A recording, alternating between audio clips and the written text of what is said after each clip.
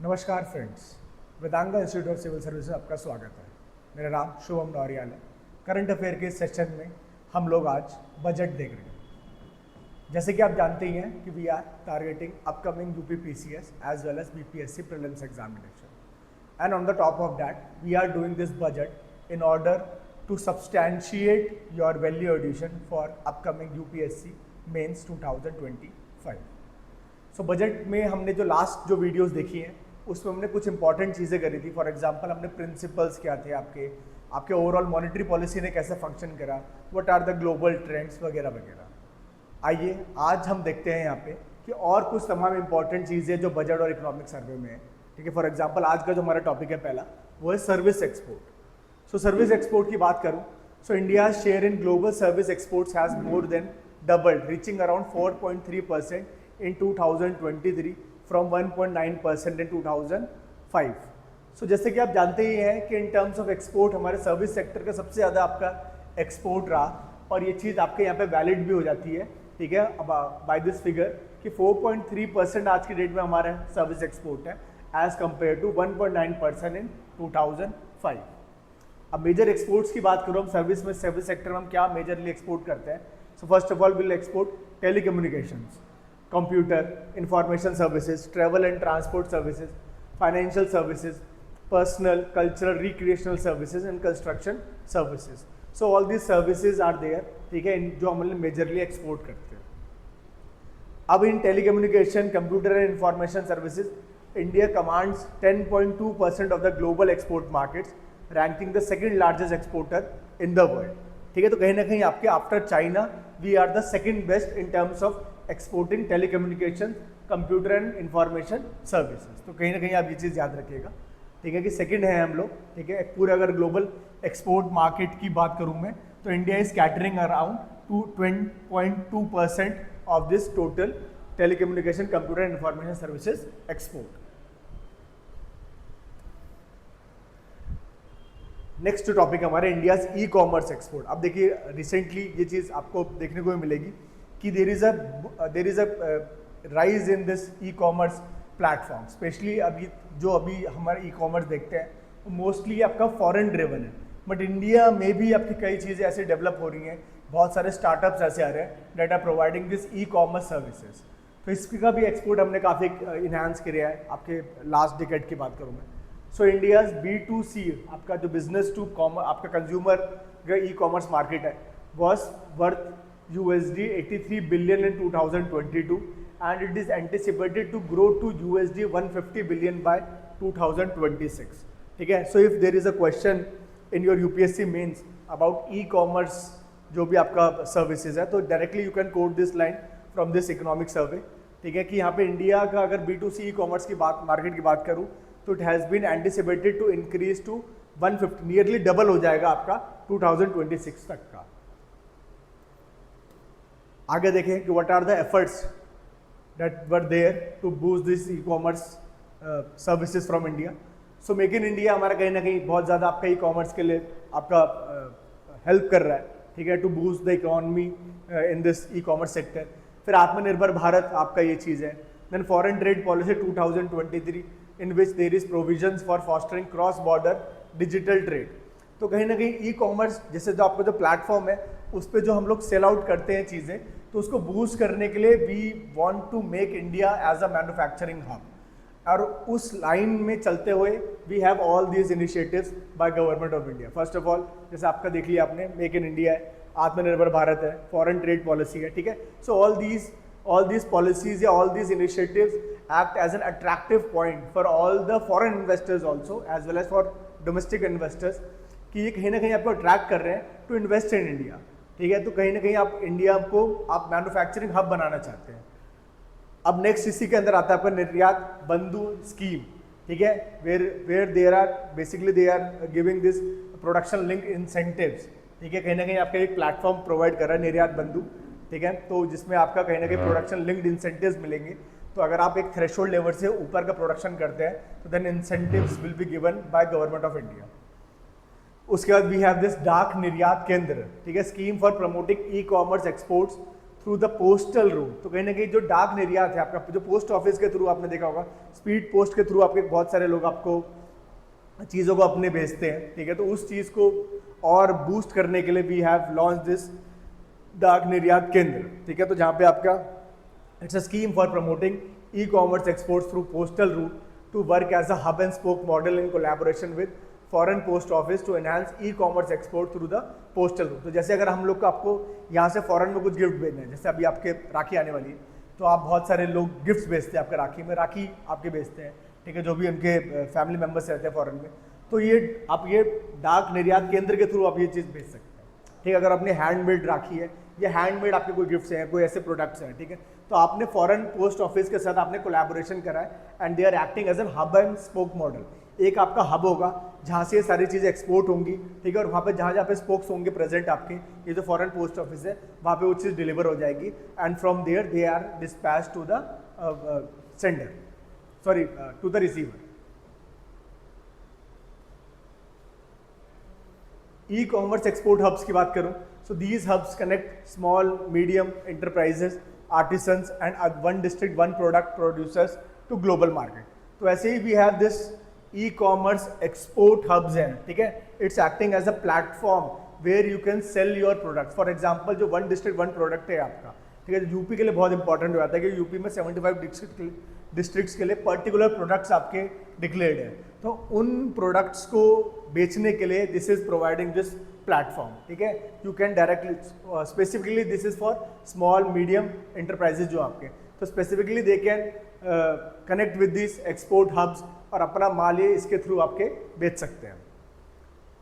Artisans बेच सकते हैं आपके, ये जितने भी प्रोड्यूसर्स हैं, एंड ठीक है, and they are connecting this to global markets. फिर नेक्स्ट है आपका मार्केट एक्सेस इनिशिएटिव है, मई स्कीम है, ठीक है। इसमें भी आपका अफोर्डेबल और एक्सेसिबल मार्केट को बना रहे हैं, ठीक है, for all the small vendors. फिर एमओयू साइन किया गया है by state governments with leading e commerce partners. For example they have UP recently has signed this MOU with Flipkart, ठीक है, आपके अमेजोन के साथ साइन किया गया है।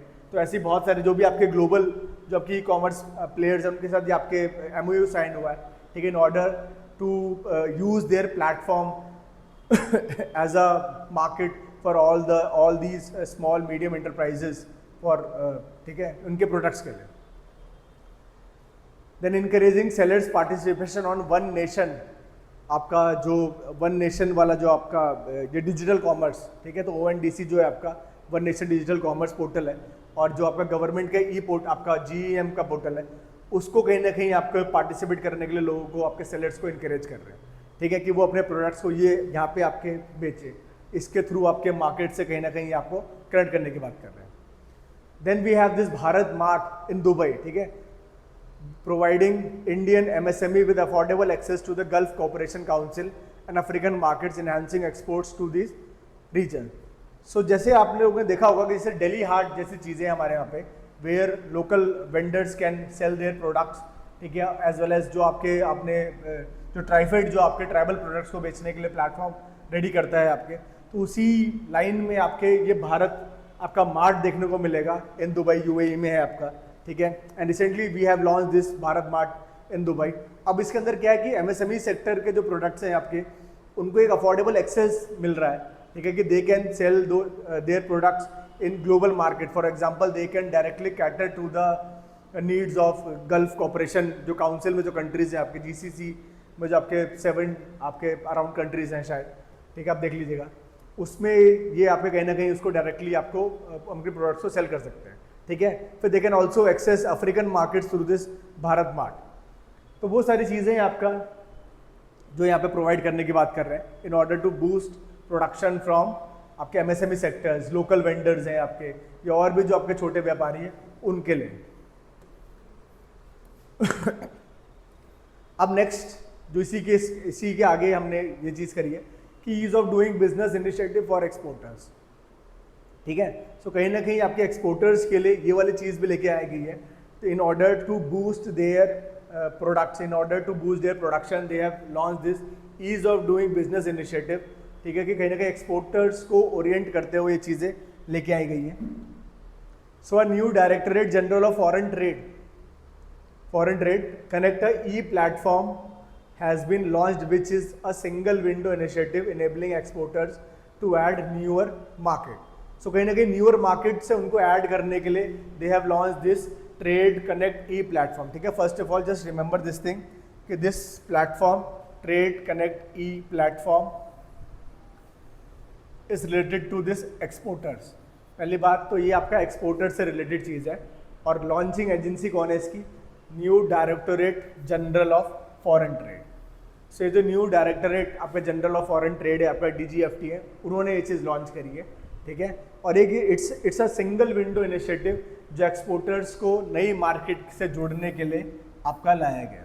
ठीक है, तो all those new market, for example African की नेशंस की जो मार्केट है आपका, या आपकी जो गल्फ कंट्रीज की मार्केट है, उनसे कनेक्ट करने के लिए they have launch this thing. अब ये क्या है? It is a one stop solution providing exporters with near real time access to critical trade related information while seamlessly connecting them to key government entities such as Indian missions abroad, the DOC, export promotion councils and other trade experts. ठीक है, तो ये कहीं ना कहीं आपका एक one stop solution provide कर रहा है. ठीक है, if you need to cater, if you need any information about any of these countries, if you need information about any of these markets, ठीक है, तो you can avail those information from this platform. So ये आपका real time access दे रहा है to critical trade related information. ठीक है, तो जो जैसे आपका किस चीज़ की डिमांड है वहाँ पे, ठीक है, या अभी रिसेंटली उनके वहाँ पे कौन से फेस्टिवल आने वाला है, या आपका कौन सी चीज़ का ज़्यादा वहाँ पे क्राइसिस है आपकी, तो वो सारी जो इन्फॉर्मेशन आपकी कहीं ना कहीं ये सब आपको यहाँ से मिलेगी.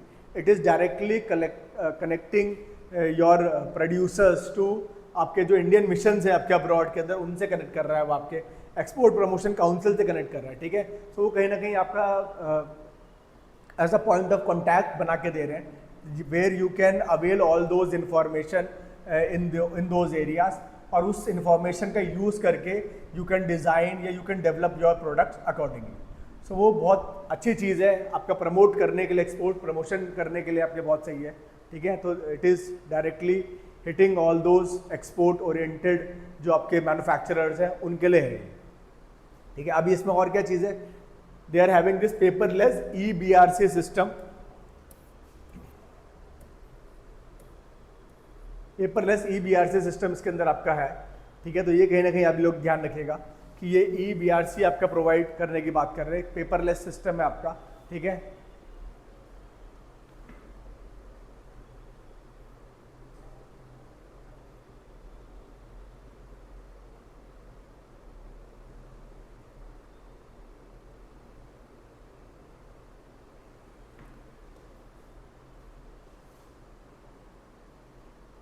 सो ये आपके एक्सपोर्टर्स के लिए ये तमाम स्कीम्स थी, तमाम इनिशिएटिव्स थे जो हमने देख लिए. ठीक है, नेक्स्ट आपका बैलेंस ऑफ पेमेंट की बात कर लेते हैं. अब बैलेंस ऑफ पेमेंट में इंडिया का कैसा परफॉर्मेंस रहा, कितना आया कितना गया, वो सारी चीज़ें. So as you all know ये आपके इकोनॉमी का कंसेप्ट है, तो देखिए कंसेप्ट तो मैं आपको यहाँ कराऊंगा नहीं. ठीक है, बेसिक जो चीज़ें वो बता देता हूँ. जैसे कैपिटल इनफ्लो क्या होता है इसके अंदर, जो FDI हमारे पास आता है, FPI इनफ्लोज आता है, ये एक्सटर्नल कमर्शियल बोरोइंग्स है हमारी, वो सारा आपका कैपिटल इनफ्लो के अंदर आता है, या NRI के डिपॉजिट्स हैं वो सब आपके कैपिटल इनफ्लो है. FDI से आपको पता ही है ये सारी चीज़ें. यहाँ अभी इसके बात करूँ मैं अगर, कि कैपिटल इनफ्लोज में सबसे ज़्यादा जो आपका कंट्रीब्यूशन था वो कहीं ना कहीं FDI से था.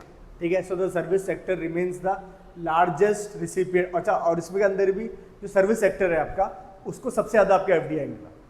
ठीक है, अगर पूरे कैपिटल इनफ्लो की बात करूँ तो FDI सबसे ज़्यादा आएगा, और उस FDI के अंदर भी हमारा जो सर्विस सेक्टर है उसका लार्जेस्ट रिसिपिएंट रहा वो ऑफ FDI.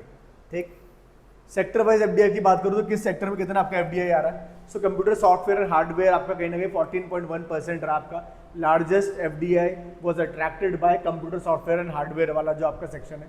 देन उसके बाद ट्रेडिंग में आपका 9.1% आपका कहीं ना कहीं FDI देखने को मिला है. ठीक है, ट्रेडिंग जैसे आपका जो स्टॉक मार्केट की ट्रेडिंग है, ऑप्शंस है आपके, फ्यूचर्स है, उनमें आपका कहीं ना कहीं IPOs है आपके, उसमें आपका कहीं ना कहीं 9.1% आपका आया. देन नॉन कन्वेंशनल एनर्जी में आपका 7% का अराउंड आपका FDI आया. And lastly we have cement and gypsum products. ठीक है, सो ये आपका ध्यान रखिएगा अगर आपका sequence wise if they ask you this thing in your prelims. So ये अगर आपका ऑप्शन आए सीक्वेंस वाइज लगाओ, इंक्रीजिंग डिक्रीजिंग ऑर्डर में लगाओ. सो फर्स्ट ऑफ ऑल जो आपका FDI आ रहा है सर्विस सेक्टर में, वो कंप्यूटर सॉफ्टवेयर एंड हार्डवेयर के अंदर आया. ठीक है, आपका कहीं ना कहीं 14.1% है. Then we have trading sector में सेकंड नंबर पे आया। थर्ड नॉन कन्वेंशनल जो एनर्जी आपके रिन्यूएबल एनर्जीज है उनके में आया आपका 7% का around. And lastly we have cement and gypsum products. ठीक है, ये चीज़ ध्यान रखिएगा।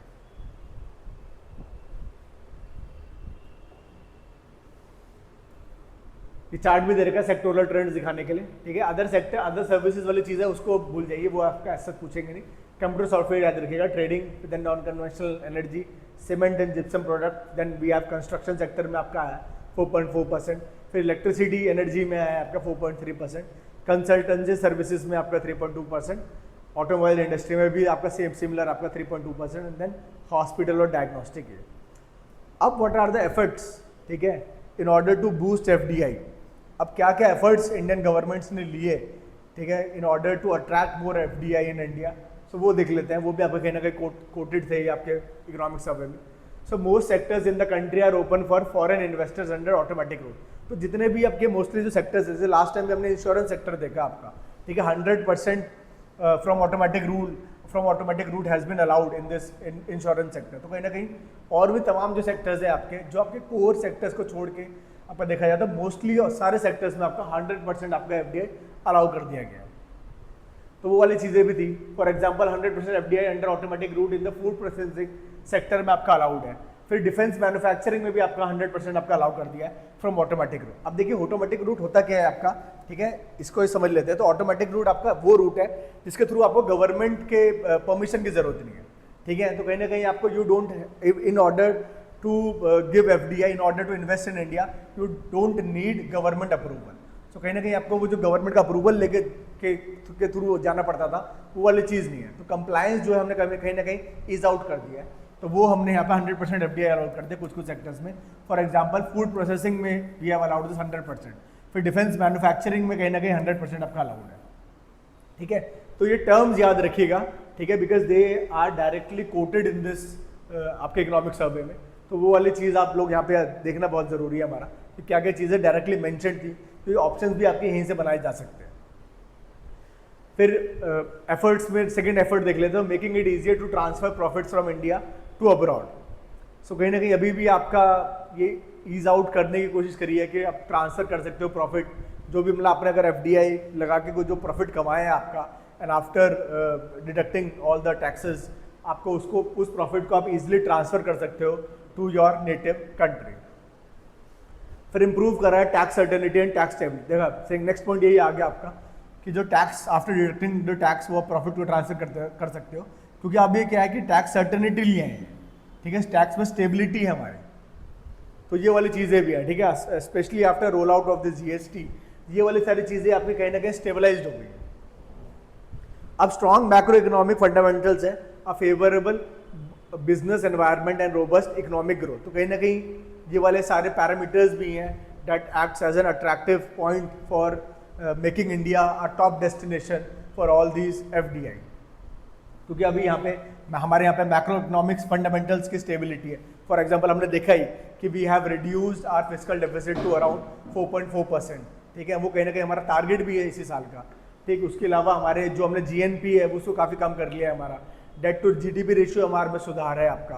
ठीक है, और भी जो सारी सीआर एआर की बात करूँ तो वो भी आपका अच्छे उस पर है।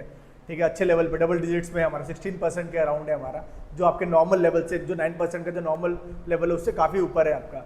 ठीक है, अब उसके अलावा आपके और भी जो चीज़ें हैं वो सारी की सारी कहीं ना कहीं मैक्रो इकोनॉमिक स्टेबिलिटी दिखाती हैं। फिर एक बिजनेस फेवरेबल एनवायरनमेंट है, we are giving this easy loans. Repo rate हमने देखा ड्रास्टिकली आपका डिक्रीज हो रहा है, लिक्विडिटी आपकी इनहांस है इंडिया में। फिर रोबस्ट इकोनॉमिक ग्रोथ, हमने ग्रोथ रेट्स देखी हमने। ठीक है, 6.5 के अराउंड हम लोग ग्रोथ रेट टारगेट कर रहे हैं। ठीक है, और इसको आपके और ऊपर ले आने की बात कर रहे हैं। तो ये all these are the fundamental aspects of why lot of FDI has been attracted in India. और उसका कहीं ना कहीं और भी ये मैकेनिज्म आज भी ये चीज़ें चल रही हैं। ठीक है, कि आगे फ्यूचर में भी आपका एफडीआई आता रहे। अब फॉरेन एक्सचेंज रिजर्व जो हमने पहले भी देख लिया था, फिर भी यहाँ पे दोबारा से देख लेते हैं। सो इंक्लूड्स फॉरेन करेंसी एसेट्स है हमारे, गोल्ड है, स्पेशल ड्राइंग राइट्स है, रिजर्व ट्रांसपोजिशन है। ये जो हमने लास्ट टाइम भी देखे थे। ठीक है, सो 700 बिलियन क्रॉस कर गया था ये सितंबर 2024। ये ध्यान रखिएगा, ठीक है। इन यूपी पीसीएस जो आर ओ का भी रिसेंटली पेपर हुआ है, they have directly asked this question from air. और बट उसमें प्रॉब्लम क्या थी कि उसमें ना अपने मंथ कोट कर रखा था, ठीक है। उसमें दिसंबर 2024 तक का उनका पूछा था और स्पेसिफिक फिगर्स दे रखे थे। तो यहाँ पे वो चीज़ तो नहीं मिलेगी, बट हाँ ग्राफ वाइज हम समझा सकते हैं। अब इतना स्पेसिफिक पूछेंगे तो यार देखो, देखिए वो कुछ क्वेश्चन ऐसे होते हैं जो आपको अगर याद है तो ठीक है, वरना आपको डॉज करने होते हैं। बट ये सितंबर 2024 तक का ये ध्यान रखिएगा कि 700 बिलियन हमने कहीं ना कहीं यूएसडी डॉलर्स क्रॉस कर लिया था in foreign exchange. India has secured its place among the world largest foreign exchange reserve holding countries, जिसमें हमारी 4th रैंक है, ठीक है। हमने ये चीज़ बहुत अच्छे अचीव करी है, 4th रैंक पे आ गए हैं in terms of total foreign exchange reserve, ठीक है। फर्स्ट पे एज यूजुअल चाइना है, ठीक है। Then second we have Japan, third Switzerland. So कहीं ना कहीं हमने जापान आपके जर्मनी को टेक ओवर कर लिया, ठीक है। And we have become 4th in terms of having this foreign exchange reserve holding. तो अब ये ध्यान रखिए, चाइना नंबर 1 पे अराउंड $1 ट्रिलियन से ऊपर का आपका इसका फॉरेन रिजर्व है, ठीक है। जापान के पास भी ऐसे ही है आपका, स्विट्जरलैंड थोड़ा कम है, और इंडिया उसके बाद है आपका 4th रैंक पे, ठीक है। Having a robust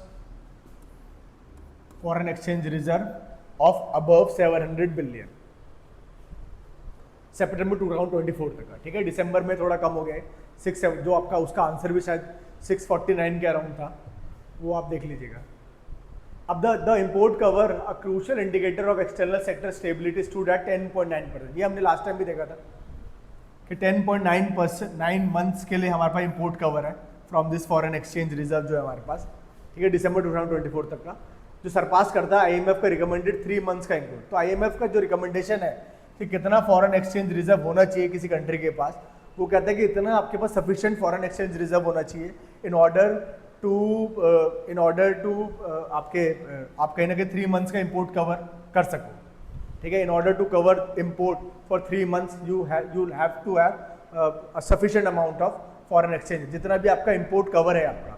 for example if you are importing 100 USD billion आपका जो गुड्स है आपके वो इम्पोर्ट करते हो, तो उसके लगभग आपका पास इतना कवर आपके पास होना चाहिए, ठीक है। तो इंडिया ने इससे बहुत ज़्यादा है इंडिया के पास, ठीक है। ये तो 3 मंथ्स की बात कर रहे हैं, इससे ट्रिपल है आपके कहीं ना कहीं, ठीक है। 10.9 मंथ्स का हमारे पास इतना एक्सटर्नल जो सेक्टर स्टेबिलिटी को दर्शाता है, ठीक है। अब ये चीज़ ध्यान रखिएगा।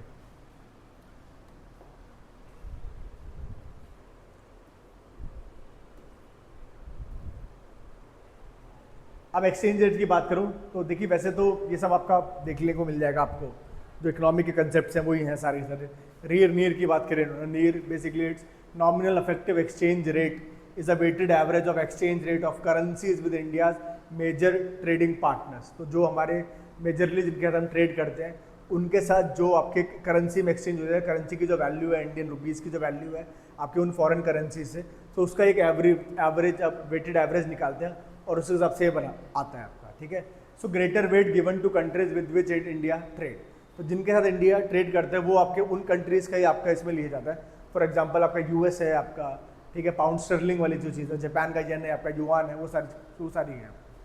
फिर रीड जो होता है आपका, ये आपका रीड जो है आपका इन्फ्लेशन एडजस्टेड वाली चीज़ है, रियल इफेक्टिव एक्सचेंज रेट है आपका कहीं ना कहीं, ठीक है। इसमें आपका इन्फ्लेशन को भी आपका कंसिडर करा जाता है इसको निकालने के लिए। So if your read is more than 100 means the rupee is over value, appreciating है आपका, ठीक है। इसका मतलब एक्सपोर्टर्स आर नॉट हैप्पी। तो ये वाली चीज़ आप ध्यान रखिएगा, डायरेक्टली आपको यूपीएससी जैसे आपके प्रीलिम्स एग्जाम में ये चीज़ डायरेक्टली पूछी जा सकती है कि रीड कितना होना चाहिए। ये आपका क्वेश्चन कई बार ऐसे भी आता है कि रीड इज मोर देन 100, ठीक है। तो आपका कुछ 4 आपके ऑप्शन होंगे, कुछ कंडीशन दे रखी होंगी, तो उसमें से आपको यू हैव टू आइडेंटिफाई कि क्या क्या हो सकता है। तो ये जो रीड वाली चीज़ अगर आपका 100 से ऊपर है तो आपका रुपी जो है ओवर वैल्यूड है, ठीक है। In terms of that foreign currency आपका रुपी जो है ओवर वैल्यूड है, अप्रिशिएटिंग है।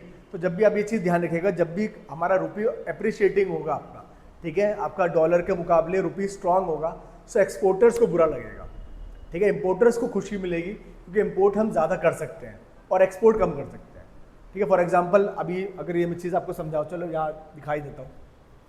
Suppose if this $1 is around 100 rupees, ठीक है। अब इससे अगर अब ये नॉर्मल हमारे सर्कमस्टांसेस में चल रहा है। अब सपोज करेंगे कि रुपीज़ हमारा एप्रिशिएट कर रहा है, ठीक है। सो $1 इज अबाउट 50 रुपीज़। ये अप्रिशिएटिंग वाली जो चीज़ आ गई है, रुपया स्ट्रांग हो रहा था इन टर्म्स ऑफ डॉलर, तो उस केस में क्या होगा, आपका एक्सपोर्ट कम होने लगेगा, ठीक है। क्योंकि देखिए पहले वो 100 रुपीज़, जो हमारा 100 रुपीज़ का माल था वो $1 में वो लोग खरीद लेते थे। फॉर एग्जांपल अगर 100 रुपीज़ में मैं अपना एक बर्गर बेच रहा हूँ यूएस को, तो वो $1 से हमारा वो पूरा का पूरा बर्गर ले सकते थे, ठीक। बट अब वो जो हमारे $1 का जो आपका बर्गर है, ठीक है, वो आपको 50 रुपीज़ का ही मिलेगा। तो 50 रुपीज़, अब वो $1 जो 50 रुपीज़ के आपके आसपास का है, ठीक है। So now they have to pay for this 100 rupees burger, they have to pay $2, ठीक है। सो हमारा एक्सपोर्ट जो है बर्गर का वो डिक्रीज हो गया है ना, समझ में आया। देखिए 100 रुपीज़ अगर हमारी नॉर्मल सर्कमस्टेंस है, $1 इज इक्वल टू 100 रुपीज़, तो उसका एक बर्गर हमें उनको मिल रहा था। But due to appreciation of this rupees, rupee के स्ट्रांग होने से अब now we have this $1 equals to ₹50।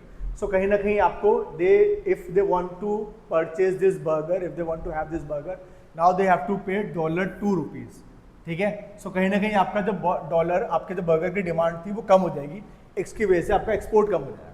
तो ये आपका कहने की कोशिश कर रहा है कि अगर जब रीर मोर देन 100 होता है तो रुपीज़ आपका ओवर वैल्यू हो जाता है, जिसकी वजह से exporters are not happy. But इस केस में आपके इंपोर्टर्स बहुत खुश होते हैं, ठीक है, क्योंकि अब वो 100 रुपीज़ का, मान लो अगर हम इंपोर्ट कर रहे थे पहले $1 का हम लोग पेट्रोल ले रहे थे इनसे, जिसके लिए वी हैव टू पे 100 रुपीज़, ठीक है। अब इसके लिए हमें 50 रुपीज़ ही पे करने हैं, जो आपका जब रुपी अप्रिशिएट कर जाएगा, तो अब उसको $1 में हमारे को जो पहले 1 लीटर का पेट्रोल मिलता था 100 रुपये का, अब 2 लीटर मिल जाएगा, है ना। 100 रुपये में 2 लीटर का आपका पेट्रोल कहीं ना कहीं मिलेगा, बिकॉज आपका रुपीज़ जो है $1 इज इक्वल्स टू 50 रुपीज़। सो अगर 100 रुपीज़ में अगर पे करूँगा तो $2 का पेट्रोल आ जाएगा, तो जो पहले आपका 1 लीटर आता था अब वो 2 लीटर आने लगेगा। तो अप्रिसिएशन का ये खेल होता है, ठीक है। और इसी का ही अपोजिट आपका हो जाता है when your rupees is depreciating, ठीक है। अब डेप्रिशिएटिंग वाला सिनेरियो भी दिखा देता हूँ। फॉर एग्जाम्पल आपका रुपीज़ जो था $1 इज इक्वल्स टू 100 रुपीज़ था आपका नॉर्मल सर्कमस्टांसेस में। अब क्या होता है कि रुपीज़ के डेप्रिशिएशन होने से ये आपका 200 का हो जाता है। इस केस में आपके, अब देखो ये 200 रुपीज़ का हो गया आपका $1। इस केस में बर्गर वाली बात करूं, जो एक्सपोर्टर्स बर्गर कर रहे थे, तो उस बर्गर का 2 बर्गर्स चले जाएंगे आपके इन $1। एक्सपोर्ट बढ़ा, पहले एक ही बर्गर था आपका, now you are exporting 2 burgers because their buying capacity has increase due to depreciation of rupees, ठीक है। उनका जो डॉलर है आपका वो रुपीज़ आप क्योंकि डेप्रिशिएट कर गया है, so now they can purchase from $1 they can purchase 2 burger. तो उसमें एक्सपोर्टर्स खुश है कि उनको ज़्यादा माल उनको एक्सपोर्ट कर रहे हैं वो लोग, ठीक है। बट इसमें इंपोर्टर्स दुखी हो जाएंगे because now for $1 they can have just half a liter of petrol. Earlier we used to have 1 liter petrol in 100 rupees because $1 was equals to 100 rupees. तो वो 1 लीटर ले पाते थे हम petrol, but now for this 1 litre of petrol we need to pay 200 rupees. सो कहीं ना कहीं आपका जो $1 के लिए अब हमारे पास 200 रुपये पे करना पड़ेगा। तो 100 रुपये जब हमारे पास सिर्फ 100 ही रुपये हैं तो हमारे को ½ लीटर पेट्रोल मिलेगा, तो इम्पोर्टर्स आपके दुखी होंगे। तो ये वाइस वर्सा वाली चीज़ है, ठीक है। यहाँ पर थोड़ा सा समझाने की कोशिश करिए लेमन लैंग्वेज में आपके। बाकी इकोनॉमिक्स का जो क्लास होगी हमारे उसमें आप ये पूरा देख सकते हैं। सो nominal effective exchange rate for the INR remain stable in the 90 to 92 range. तो कहीं ना कहीं आप ये ध्यान रखिएगा, जो हमारा nominal exchange effective exchange rate था हमारा, वो कहीं ना कहीं आपका स्टेबल रहा है आपका पूरे साल, ठीक है। और आपकी रेंज जो आपने से बरकरार रखी हुआ है 90 to 92 की रेंज बरकरार रखी। अब रीर जो है वो मैंने आपको बता दिया है, it's an inflation adjusted version of नीर। कैसे निकालते हैं, फॉर्मूला बहुत इंपॉर्टेंट है, ध्यान रखिएगा। रीर नीर पे कभी क्वेश्चन आएगा, ये फॉर्मूला आप ध्यान रखिएगा, ठीक है। इस पर CPI इन्फ्लेशन लेते हैं, this is talking about inflation. तो डोमेस्टिक में जितना इन्फ्लेशन रहा, CPI फॉरेन में कितना रहा, उसको अगर मल्टीप्लाई करेंगे नीड से तो वो आपका रीर बन के आ जाएगा, ठीक है। ये फॉर्मूला आप याद कर लीजिएगा, this can be very very beneficial for you in prelims examination. खासकर यूपी पीसीएस में तो आपके इस लेवल के क्वेश्चन अभी तक तो नहीं पूछे गए हैं, ठीक है, बट यूपीएससी में आपके ऐसे क्वेश्चंस मिल जाते हैं। अभी रिफ्लेक्ट क्या करता है read, it reflects the real purchasing power. देखिए नॉमिनल के में तो क्योंकि इन्फ्लेशन एडजस्टेड नहीं होता आपका, तो ये नॉमिनल आपकी चीज़ें बताता है, ठीक है, बट जो रियल परचेजिंग पावर है आपकी कहीं ना कहीं वो रीड से आती है। सो ये चीज़ बोल रहा है, it reflects the real purchasing power of the currency steadily appreciated from 103.2 in April 2024 to 107.2 in December 2024। सो जो रियल परचेजिंग पावर है हमारी कहीं ना कहीं वो स्टेडीली अप्रिशिएट करी गई है, ठीक है, ये आप देख ले सकते हैं। आप अगर मैं अप्रैल से बात करूँ 103 थी, जो अब बढ़ के हमारे 107 आ गई है, ठीक है, तो कहीं ना कहीं ये हमारा 100 से ऊपर है। अभी हमारे जो रुपये की वैल्यू है वो ओवर वैल्यूड है, that's why our exporters are not that much happy here.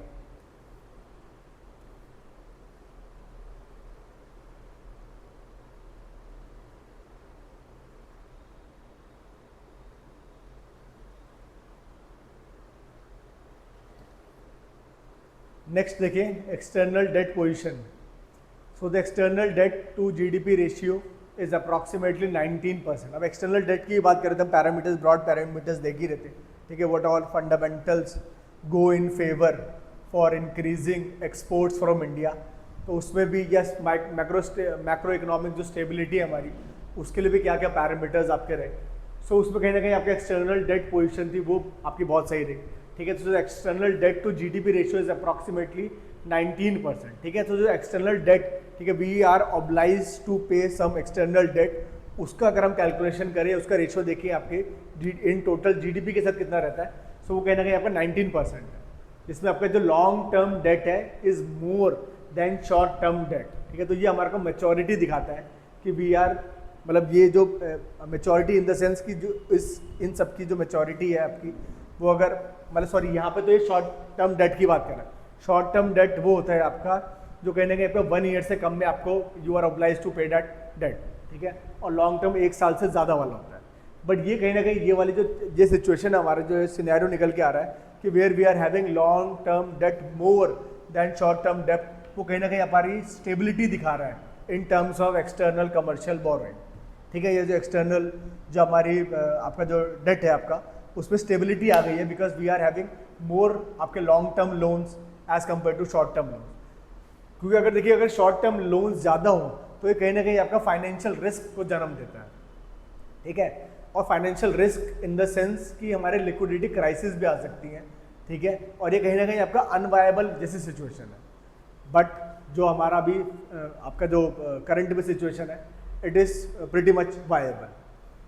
So external जो डेट डोमिनेशन है हमारा वो यूएस डॉलर्स में सबसे ज़्यादा है, बिकॉज आप ये तो आपकी ऑब्वियस सी चीज़ है, because the whole global economy is run by this US से डॉलर, और उसका इम्पैक्ट भी बहुत ज़्यादा है। खासकर आपकी इमर्जिंग इकोनॉमीज़ की बात करूँ मैं, बहुत ज़्यादा इम्पैक्ट है। रिसेंटली आप लोगों ने न्यूज़ देखी रहे होंगे कि on the top of that 25% tariff hike, they have impose another 25% tariff, और कहीं ना कहीं इन टोटल अब आपका 50% जो टैरिफ है आपका, और उसका सीधा सीधा असर हमारे इंडियन मार्केट पे भी देखने को मिला, ठीक है। आपका कंटिन्यूसली मंडे से देखा जाए तो निफ्टी आपका फॉल ही कर रहा है। आपका निफ्टी की बात करो, सेंसेक्स की बात करो, तो वो आपका डेप्रिशिएट करे जा रहा है आपका, तो कहीं ना कहीं आपका इस पर बहुत ज़्यादा इम्पैक्ट रहता ही है यूएस डॉलर का।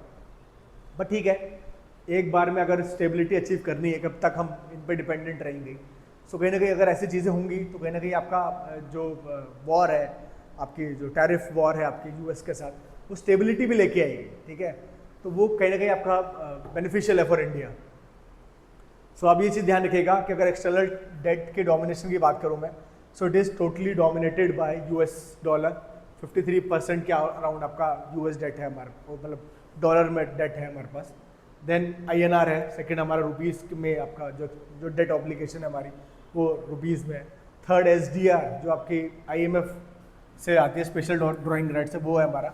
And fourthly we have euro, ठीक है। तो इसका भी आपका ब्रेकअप याद रखिएगा, ठीक है, कि यूएस डॉलर डोमिनेट कर रहा है हमारे जो एक्सटर्नल डेट सेक्टर है उसको, फिर रुपीज़ में हमने डेट लिया है, थर्ड एसडीआर है, और लास्टली वी आर यूरो, ठीक है। बट अगर ओवरऑल पिक्चर की बात करूँ, so it's a good thing कि इंडिया के पास जस्ट 19% का ही external debt to GDP ratio है। और अगर मैं कंट्रीज़ की बात करूँ या आपके अगर ब्रिक्स जैसी कंट्रीज़ की बात करूँ तो ये रेशियो कहीं ना कहीं आपका अबव 40 to 50% दिखेगा, ठीक है। बट इंडिया का in comparison to all those countries बहुत ज़्यादा लो है। और ये फाइनेंस मिनिस्टर ने अपने बजट की स्पीच में भी हाईलाइट करा कि इसको हमें बढ़ाने की ज़रूरत है, ठीक है, क्योंकि अभी तक इंडिया सेल्फ सफिशिएंट कंट्री रहा है और अब ये इसको बढ़ाया जा सकता है, ठीक है। If we want to become a global player, इसको बढ़ाया जा सकता है। अब बाकी की टर्म्स हैं वगैरह आप ये देख सकते हैं, इन्वर्टेड ड्यूटी वगैरह आप देख लीजिएगा, बजट में आपके मेंशन थी, ठीक है। तो ये वाला चैप्टर भी हमारा फिनिश हो जाता है। नेक्स्ट जो इंपॉर्टेंट है हमारे लिए, प्राइसेस एंड इन्फ्लेशन की बात करें। देखिए यहाँ से अब जो मेजर जो मोटे मोटी चीज़ें थी वो हमने यहाँ पे देख ली हैं पूरी, ठीक है। अब जो चीज़ें देख रहे हैं हम ये थोड़ा शॉर्ट में देखेंगे और थोड़ा जल्दी चीज़ें कवर करने की कोशिश करेंगे। सो पहला जो इसमें हमारी चीज़ है वो है prices and inflation. So in December 2024 RBI's monetary policy committee report revised its inflation projection from 4.5% to 4.8% in financial year 25। सो कहीं ना कहीं आप ये चीज़ ध्यान रखिएगा कि अभी हमारा जो इन्फ्लेशन है इट इज़ होवरिंग अराउंड 4.5% और उसको इंक्रीज कर दिया गया है, ठीक है। मतलब ये प्रोजेक्शंस हैं कि it will going to increase till 4.8%, ठीक है, इन फाइनेंशियल ईयर 25। तो ये मॉनेटरी पॉलिसी कमेटी जो है आपकी RBI की, उसके तहत ही आपका प्रोजेक्शंस है, तो वो रिवाइज कर दिया गया है। अब कंट्रोलिंग फूड इन्फ्लेशन की बात करूँ कि व्हाट ऑल मेजर्स, या अच्छा पहले तो कॉजेज है कि why there is constant food inflation seen in Indian market. So उसके लिए कहीं ना कहीं सप्लाई चेन डिसरप्शन आपका सबसे बड़ा रीज़न है। ये देखिए, ये आपके जो जितने भी कॉजेज है ना, these are very very important from UPSC mains point of view, ठीक है। आप ये चीज़ ध्यान रखिएगा कि directly they can ask in GS3 paper, they can ask this thing directly कि what all are the reasons behind increasing food inflation in India, ठीक है। या आपके और क्या फैक्टर्स आपके रिस्पॉन्सिबल हैं आपके फूड इन्फ्लेशन के इंडिया में, या हाउ यू कैन कर्ब दोज आपके फूड इन्फ्लेशन, ठीक है। तो वो सारी चीज़ आपके तमाम चीज़ें पूछी जा सकती हैं। सो आप डायरेक्टली आप ये इसको इकोनॉमिक सर्वे को कोट करते हुए या बजट को कोट करते हुए डायरेक्टली ये सारे पॉइंट्स लिख सकते हैं यहाँ पे, ठीक है। तो अभी ध्यान रखिएगा। First we have supply chain disruption. After कोविड-19 पैंडमिक कहीं ना कहीं सप्लाई चेन का डिस्ट्रप्शन था, अभी भी वो उस लेवल तक रिवाइव नहीं कर पाया, ठीक है। तो ये कहीं ना कहीं आपका बहुत बड़ा रीज़न है causing this food inflation in India. फिर आपके एक्सट्रीम वेदर कंडीशंस हैं, ये अभी ये वाली चीज़ है, ठीक है, क्योंकि आपके कहीं ना कहीं agriculture sector is very much आपके in crisis due to this global climate change pattern जो है हमारा पूरा का पूरा आपका इस पर इम्पैक्ट डालता है। तो उसके क्या extreme weather conditions are there, for example heat waves are there, heavy rain is there, so unseasonal है आपके, अनइवन रेनफॉल है। तो this is impacting our agriculture sector and which in turn is impacting food available in the market. तो उसकी वजह से inflation आपका drive हो जाता है, वही डिमांड सप्लाई वाली चीज़ है। Then we have poor infrastructure and logistic. तो ये भी कहीं ना कहीं आपके बड़ा प्रॉब्लम है हमारा, बिकॉज इट इज़ हाईलाइटिंग कि जो वेस्टेज है हमारा वो बहुत ज़्यादा है because of this poor infrastructure. Cold storage chains are not there, ठीक है। आपके लॉजिस्टिक सेक्टर कहीं ना कहीं आपका क्रिपल्ड है आपका, ठीक है। जो हमारी लॉजिस्टिक की कॉस्ट आती है it is around 14% of total GDP। सो वो कहीं ना कहीं हमारे लिए प्रॉब्लमैटिक है हमारा, ठीक है। India is aiming to reduce that logistic cost to single figure, ठीक है। If you want to boost our economy, ठीक है, if you want to boost export from agriculture sector, you need to reduce this logistic cost to single digit. तो कहीं ना कहीं आपके 5% 6% तक लेके आने की बात करिए। तो ये एक बहुत बड़ा रीज़न है हमारा कि पुअर इंफ्रास्ट्रक्चर हमारे पास, वेयर हाउसेज नहीं है हमारे पास, कोल्ड स्टोरेज आपके पास नहीं है, ठीक है। फिर हमारे पास जो पेरिशेबल क्रॉप्स है हमारा, उनको आपका फूड फोर्टिफिकेशन या फूड प्रोसेसिंग जैसे जो चीज़ है वो सब चीज़ें अवेलेबल नहीं है, ठीक है। That is why large amount of this produce is wasted. So उसकी वजह से भी फूड इन्फ्लेशन बहुत ज़्यादा हो जाता है, ठीक है। स्पेशली आपका जो ये अभी जो रेनी सीजन, मानसून जो आपका सीज़न चल रहा है, इस पर आप लोगों ने देखा होगा कि जो आपके टॉप क्रॉप्स हैं, टमाटो, अनियन, पोटैटो, इनका प्राइस एकदम से एस्केलेट कर जाता है, ठीक है। It is just because of this thing कि आपके पास इंफ्रास्ट्रक्चर अवेलेबल नहीं है, ठीक है। Although India is producing surplus, ठीक है, फिर भी हमारा ये आपको देखने को मिलेगा इन्फ्लेशन है। फिर नेक्स्ट जो आपका इलीगल होर्डिंग्स है आपका, ये वाली चीज़ भी है आपका, कहीं ना कहीं आपका जो इलीगल होर्डिंग हो जाती है ठीक है, कि पीपल या आपके जितने भी जो ये सेलर्स हैं आपके, या जो बीच के आपके इंटरमीडिएट्स जो आपके आते हैं इंटरमीडिएरीज, वो आपके कहीं ना कहीं आपके होल्ड कर लेते हैं आइटम्स को, और उसकी वजह से आपका कहीं ना कहीं सप्लाई में कंस्ट्रेंट आता है as the result of which demand boosted, और उस डिमांड के बूस्ट होने की वजह से इन्फ्लेशन हो जाता है। फिर पोस्ट हार्वेस्ट लॉस, वो इसी का कहीं ना कहीं आपका एक सब पॉइंट है, पुअर इंफ्रास्ट्रक्चर और लॉजिस्टिक का ही, फूड वेस्टेज जिसमें आपने हाईलाइट कर ही रखा है। फिर रीजनल एंड सीजनल डिस्पैरिटी भी है। मैनी वेजिटेबल, देखिए उन्होंने चीज़ बोली दी है कि many vegetables like tomatoes and onions are concentrated in a few state and are mainly grown in the rabi season. So कहीं ना कहीं इसमें आपका सीजनल डिस्पैरिटी भी देखने को मिलेगा, रीजनल डिस्पैरिटी को भी देखने को मिलेगा, ठीक है। और कहीं ना कहीं आपका होर्डिंग भी आपका बहुत बड़ा एक चैलेंज है इसके अंदर। फिर rising international vegetable oil prices, तो ये वाली चीज़ भी है कि जो international vegetable oil price, because we are mainly importer of all these vegetable oil. For example देखिए मोस्टली जो हमारे वेजिटेबल ऑयल्स आप लोग देखते हो मार्केट के अंदर, वो आपके कहीं ना कहीं इम्पोर्ट करी जाती है। पाम ऑयल हम सारा इम्पोर्ट करते हैं आपका, फिर सोयाबीन का ऑयल हम लोग इम्पोर्ट करते हैं, ठीक है। राइस ब्रांड वगैरह हम लोग बनाते हैं, अच्छा प्रोड्यूस करते हैं, बट जो बाकी जो आपके ऑयल देखने को मिलता है वो सारा का सारा आपका इम्पोर्ट होता है। और जो इंटरनेशनल जो मार्केट में टर्मोइल है आपका, ये इंटरनेशनल सिचुएशन जो भी कहीं ना कहीं आपका क्राइसिस से गुजर रही है, उसकी वजह से ये इंटरनेशनल वेजिटेबल ऑयल की प्राइसेस आपके राइज हो गई हैं, और जिसका इम्पैक्ट हमारे को इंडिया के फूड इन्फ्लेशन सेक्टर में भी देखने को मिलता है। फिर food items constitute about 2/5 of the consumer price index in India, hence controlling food inflation agent. अब ये भी चीज़ ध्यान रखिएगा, जो CPI इंडेक्स है आपका, ठीक है, जो आपका कंज्यूमर प्राइस इंडेक्स है आपका, जिससे हम लोग इन्फ्लेशन निकालते हैं। देखिए पहले WPI से होता था, अब now we have shifted to this consumer price index. तो उसकी जो फूड आपके, उसका जो आइटम है, उसकी जो बास्केट है आपका, उसके अंदर फूड आइटम्स जो है आपके ऑलमोस्ट 2/5 आपके कहीं ना कहीं कवर करते हैं, ठीक है। तो एक large chunk of this basket that is considered by this consumer price index constitute of food items, जिसकी वजह से इसको कंट्रोल, इसके अंदर इन्फ्लेशन आएगा तो कहीं ना कहीं CPI पूरा आपका इन्फ्लेट दिखाई देता है, ठीक है। तो उसको कंट्रोल करना कहीं ना कहीं आपके लिए एक ज़रूरी बात है, ठीक है। तो it is very very essential to control food inflation in order to curb आपका राइजिंग CPI इंडेक्स।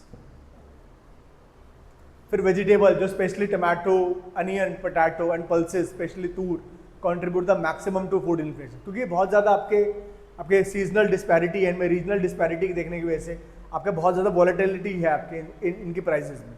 और पल्सेस में आपका तूर है, तो ये कहीं ना कहीं आपकी मैक्सिमम कंट्रीब्यूटर है towards this food inflation sector. अब ये देखिए दो टाइप की आपकी इन्फ्लेशन इसमें बताएगी, हेडलाइन और कोर इन्फ्लेशन है आपका, वो असल आप चार्ट से थ्रू देख लीजिएगा, ऐसा कुछ इंपॉर्टेंट नहीं है। अच्छा, व्हाट आर अब now the next thing which is very very important in this food inflation thing is कि how to control this inflation, या what all government measures have been taken by government of India to curb this food inflation. अब पहला चीज़ क्या है कि robust data collection है on price fluctuation. So कहीं ना कहीं वही वाली चीज़ है, in order to take informed decision making या in order to target specific sectors you need data, ठीक है। और डेटा को प्रोसेस करना आज के डेट में बहुत ज़्यादा हो गया है, ठीक है। इसलिए that is why we call data as a new oil. जो ये टर्म है आपकी, ये आपकी बहुत बहुत इंपॉर्टेंट है। Our question can be asked in your UPSC mains, ठीक है, डायरेक्टली फ्रॉम दिस कोड कि how you can prove that data is a new oil. तो वो डेटा, क्योंकि न्यू ऑयल जो इकोनॉमिक जो इंजन है हमारा, जिसके लिए ऑयल जो आपका चलता हुआ आ रहा है, बड़ा इंपॉर्टेंट आपका रोल प्ले करता है ऑयल, ठीक है। उसी इकॉनमी के लिए now data is the next new oil, ठीक है। तो जो नेक्स्ट जो इंजन में आपके जो इकोनॉमिक इंजन को बूस्ट करेगा वो डेटा करेगा। उस डेटा का प्रोसेसिंग करना बहुत इंपॉर्टेंट है इकॉनमी के पॉइंट ऑफ व्यू से। सो देखा जाए तो आपका इन्फ्लेशन को भी कंट्रोल करने के लिए डेटा ही काम आ रहा है कि एक रोबस्ट डेटा कलेक्शन होना चाहिए जो ये चीज़ को समझे, ठीक है, कि कहाँ कहाँ पे प्राइस फ्लक्चुएशंस हैं, किन किन सेक्टर्स में आपका इंटरवेंशन की ज़रूरत है। फिर बफर स्टॉक्स बनाने की बात करिए, ठीक है। बफर स्टॉक हम लोग बनाते भी हैं आपका एसेंशियल गुड्स का, आपका जो NFSA एक्ट 2013 के तहत बनता है, आपका FCI के गोडाउन्स में आपका बफर स्टॉक बनता है। So open market sale scheme लगाई जाए for wheat and rice from the central pool, ठीक है। तो कहीं ना कहीं आपका जो वॉलेटिलिटी है आपका, ये फूड इन्फ्लेशन को कर्ब करने के लिए दे आर सेइंग कि जो भी बफर स्टॉक में, देखिए बफर स्टॉक में हमारा एक्सेस में है, जितना हमें बफर स्टॉक चाहिए उससे एक्सेस में जो आपके पास वहाँ पे फूड ग्रेन्स है, जो वीट है आपके पास, जो राइस है आपके पास, तो उसको आप ओपन मार्केट में सेल करो, ठीक है। So these are the suggestions given by this economic survey to control food inflation. फिर भारत आटा या भारत चना या भारत मूंग, ठीक है, ये आपके देखिए देख लीजिएगा, ये आपका ऐसे करके भारत आटा मिलता है, कुछ अराउंड 27 या 28 रुपीज़ का है आपका। सो ये आपका एक इनिशिएटिव है by government of India in order to control food inflation in India. तो कहीं ना कहीं आपके अफोर्डेबल आपके प्राइसेस में आपके ये चीज़ अवेलेबल कराई जा रही है to all the people in India. तो ये भारत आटा आप लोग लीजिए, भारत मूंग या भारत चना आप लोग खरीदिए ठीक है। इससे आपको आपकी जो फूड सिक्योरिटी वाली जो चीज़ है वो आपकी टैकल हो रही है, ठीक है। और कहीं ना कहीं आपका अगर, क्योंकि देखिए भारत आपका आटा अगर अवेलेबल है मार्केट में, it is acting as an alternative to all the high prices atta available in the market. So अगर आपके पास 50 kg का आप लोग फ्लावर खरीद रहे हो, तो आप उसका अगर आपके पास एक ऑल्टरनेटिव आपके पास प्रेजेंट है, and that too having a backup of Indian government, देखिए भारत लिखा हुआ है, भारत आटा का लोगो है इसके अंदर, ठीक है। सो कहीं ना कहीं आपके पास एक ट्रस्ट है आपका जो इसके थ्रू आपका जनरेट करने की कोशिश करी गई है बाय गवर्नमेंट ऑफ इंडिया। और इससे क्या होगा, आप एक ऑल्टरनेटिव पे जाओगे। अब आप ऑल्टरनेटिव पे जाओगे, सो कहीं ना कहीं आपके जो आपके बाकी मार्केट प्लेयर्स हैं, वो कहीं ना कहीं इन चीज़ों को कम करने की कोशिश करेंगे, ठीक है।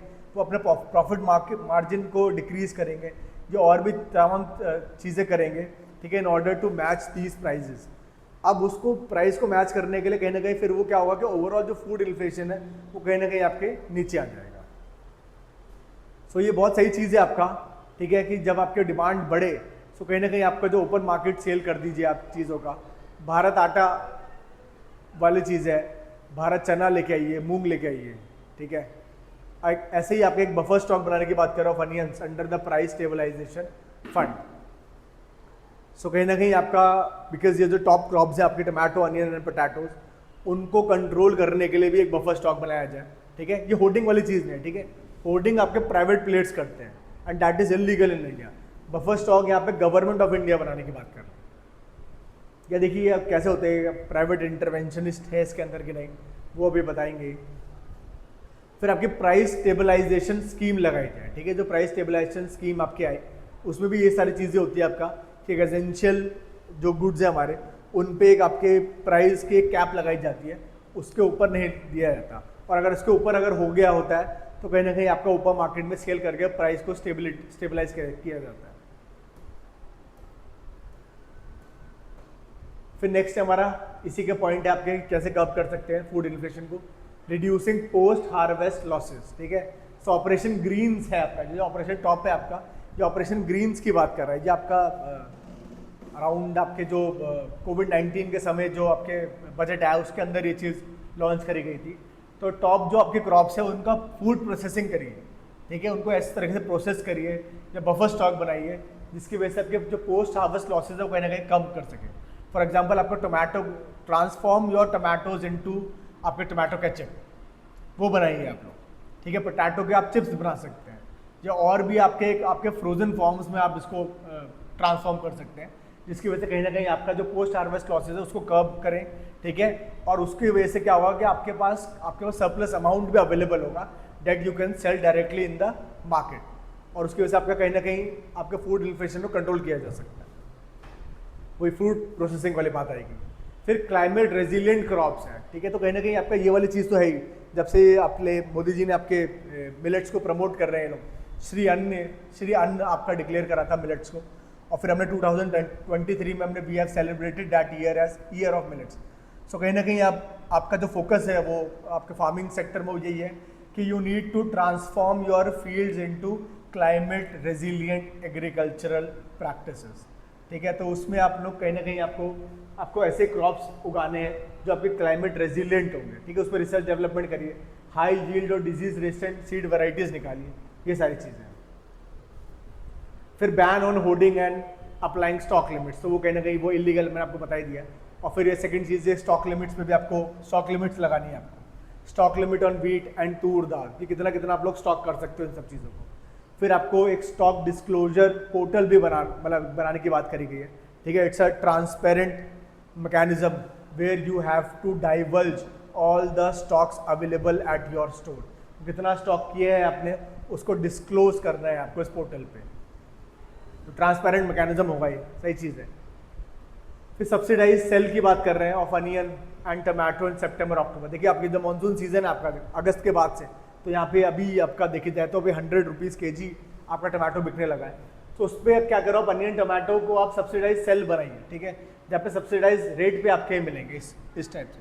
तो एक अच्छा आपका एक मेजर है आपका सब्सिडाइज सेल का, ठीक है, जिसको आप लोग यूज़ कर सकते हैं in order to tackle food inflation. तो जितने भी पॉइंट्स हैं ना आपके, एक तो पहली बात ये सारे के सारे ऑथेंटिकेटेड पॉइंट्स हैं, ये ध्यान रखिएगा कि आपको डायरेक्टली आपके इकोनॉमिक सर्वे बजट में आपके कहीं ना कहीं मेंशन नहीं, ठीक है, उसका कंपाइलेशन है हमारे, और इसको आप लोग डायरेक्टली आप इसको कोट कर सकते हो। एक्सपोर्ट कंट्रोल करो, जो इंडिया करता ही है, ठीक है, despite of all the clamour from the global world, ठीक है, कि India is not exporting wheat, उसके बावजूद भी हमने कहीं ना कहीं अपने फुलफिल अपने ऑब्लिगेशंस टुवर्ड्स आवर पीपल, हमने उसको फुलफिल करने के लिए we have put this export control.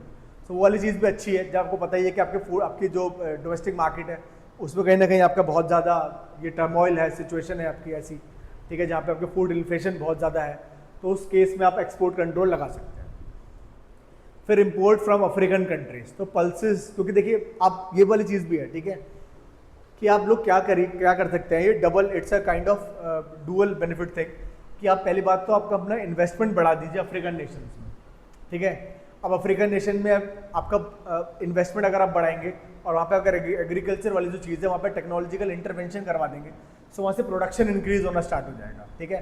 तो एक तो आपको वो जो आपने FDI लगाया था उस पर प्रॉफिट मिलेगा, प्लस उनके जो आइटम्स है ना उसको इम्पोर्ट इंडिया में करा लीजिए, जैसे फॉर एग्जाम्पल पल्सेस, ठीक है। सो उससे दोनों चीज़ हो जाएंगे, एक तो जो FDI हमारा है उस पर प्रॉफिट मिल रहा है, और प्लस हमारी जो फूड इन्फ्लेशन वाली जो चीज़ है वो भी कहीं ना कहीं यहाँ पे रिजॉल्व हो रही है।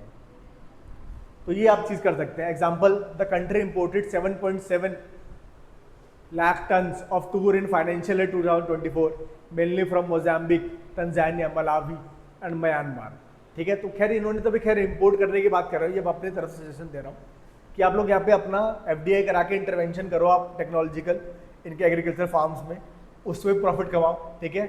और वहाँ से जो आपने जिससे कॉन्ट्रैक्ट फार्मिंग वाली चीज़ है, वहाँ पे अगर आपने वो चीज़ उगा ली है, अच्छा प्रोडक्शन है वहाँ पे, तो उसको इंडिया में इम्पोर्ट करा सकते हो, तो इंडिया का इन्फ्लेशन वाली चीज़ है वो भी आपकी टैकल हो जाएगी, और कहीं ना कहीं उनको भी इसका अच्छा रेम्यूनरेटिव प्राइस मिलेगा, तो दोनों के लिए आपके एक विन विन सिचुएशन है। अब एग्जाम्पल के तौर पर देखिए, आपने यहाँ पे देख ही लिया है कि we have imported around 7.7 lakh tons of toor dal in financial year 24 mainly from this Mozambique, Tanzania, Malawi, Myanmar जैसे कंट्रीज से। म्यांमार खैर आपका अफ्रीकन कंट्री नहीं, याद रखिएगा। अब एग्जाम्पल इसका एक और भी था कि ड्यूटी फ्री इंपोर्ट था फ्रॉम ऑफ चना, तूर, उड़द एंड मसूर, ठीक है। सो देखिए आपका ये जो ड्यूटी फ्री इंपोर्ट था उस पर आपको वो टैक्स भी पे नहीं करना पड़ रहा था, तो इसकी वजह से भी आपका ये इंपोर्ट आपका ज़्यादा रहा। फिर अनदर जो आपका रीज़न, अनदर आपका सॉल्यूशन हो सकता है बेटर लॉजिस्टिक, एक ऑल वेदर रोड सिस्टम है, वेयर हाउसेज बनाओ, रेफ्रिजरेटेड ट्रक्स हैं, किसान रेल चलाओ, कृषि उड़ान स्कीम है हमारी, ये सारी चीज़ है which will going to remove all the bottlenecks related to logistic sector. तो उसकी वजह से भी क्या होगा, आपका लॉजिस्टिक अगर आपका बेटर हो जाएगा, आपका फास्ट डिलीवरी ऑफ आपके आइटम्स होने लगेंगे, और पूरा का पूरा कहीं ना कहीं ये आपका फूड इन्फ्लेशन को टैकल कर सकता है, ठीक है, वेस्टेज वाली चीज़ रोक सकता है, और भी चीज़ें आपके इन्हांस कर सकता है। मेजर्स इन द बजट 2024-25, अब क्या क्या इसके लिए मेजर्स क्या क्या थे इस चीज़ के लिए, फार्मर प्रोड्यूसर ऑर्गेनाइजेशन बनाने की बात कर रहे थे, कॉपरेटिव्स को बूस्ट करने की बात करिए, and startup for the vegetable supply chain. तो कहीं ना कहीं आपके जो एग्री स्टार्टअप्स हैं हमारे, उनको आपके प्रमोट करने की बात करिए, कॉपरेटिव्स को प्रमोट करने की बात करिए, और कहीं ना कहीं आपके जो FPOs बनाने की बात कर रहे हैं लोग, ठीक है। ये आपका लास्ट ईयर का जो बजट था उसमें ये सारे आपके स्टेप्स लिए गए थे in order to control food inflation. अब देखिए होता क्या है ना कि जैसे आपके ये फार्मर प्रोड्यूसर ऑर्गेनाइजेशन जैसे चीज़ें बनती हैं या कॉपरेटिव्स बनते हैं, सो ये आपका एक होलिस्टिक वे में आपके फंक्शन करते हैं, ठीक है। इनके पास बार्गेनिंग पावर अच्छी खासी होती है, प्लस क्या होता है कि जो हमारे देश में सबसे बड़ी प्रॉब्लम है एग्रीकल्चर सेक्टर के साथ वो है स्मॉल एंड मार्जिनल फार्मिंग, ठीक है। जो स्मॉल एंड मार्जिनल फार्मर्स हैं उनके पास आपकी जो लैंड होल्डिंग्स है वो भी बहुत स्मॉल स्केल पे है, तो उसमें क्या होता है कि कहीं ना कहीं आपका प्रोडक्शन उतना हो नहीं पाता, ठीक है। They have very low yield. अब उस लो यील्ड को टैकल करने के लिए अगर आप कोऑपरेटिव बनाओगे, if you join your lands, ठीक है, तो उसमें इनपुट आपका अच्छे से जा सकता है, इनपुट अच्छे से जाएगा आपका तो आउटपुट भी अच्छे से आएगा। सो कहीं ना कहीं आपके एक सरप्लस जो प्रोडक्शन है वो कहीं ना कहीं आपका बूस्ट हो सकता है, ठीक है, बाय ऑल दीज इनिशिएटिव्स। फिर देखिए अब हीट वेव का इन्होंने, अब देखिए क्वेश्चन अगर आपका हीट वेव पे आ गया, ठीक है, वैसे है तो वो एनवायरनमेंट वाली चीज़ GS3 में आएगी, बट उस पर भी आप ये इसको कोट कर सकते हो बजट का डेटा को। बजट में अच्छा खासा आपको एक मैप मिलेगा where they have shown number of days with heat waves in 2024। तो देखिए आपका जो ये पेनिनसुला, ये नॉर्दर्न वाला जो रीजन है और थोड़ा थोड़ा पेनिनसुलर वाला जो रीजन है उसमें अबव 30 डेज रहे आपके हीट वेव वाले, ठीक है। हमारे इंडिया में मेजर प्रोडक्शन ही अगर आप देखिए एग्रीकल्चर प्रोडक्शन इन्हीं एरियाज में होता है। नॉर्दर्न वेस्टर्न यूपी वाला एरिया है आपका, हरियाणा है आपका, राजस्थान है, मध्य प्रदेश है, गुजरात है, ठीक है। फिर इस साइड का आपका उड़ीसा वाला सेक्टर जो है यहाँ पे हीट वेव इतनी ज़्यादा थी, ठीक।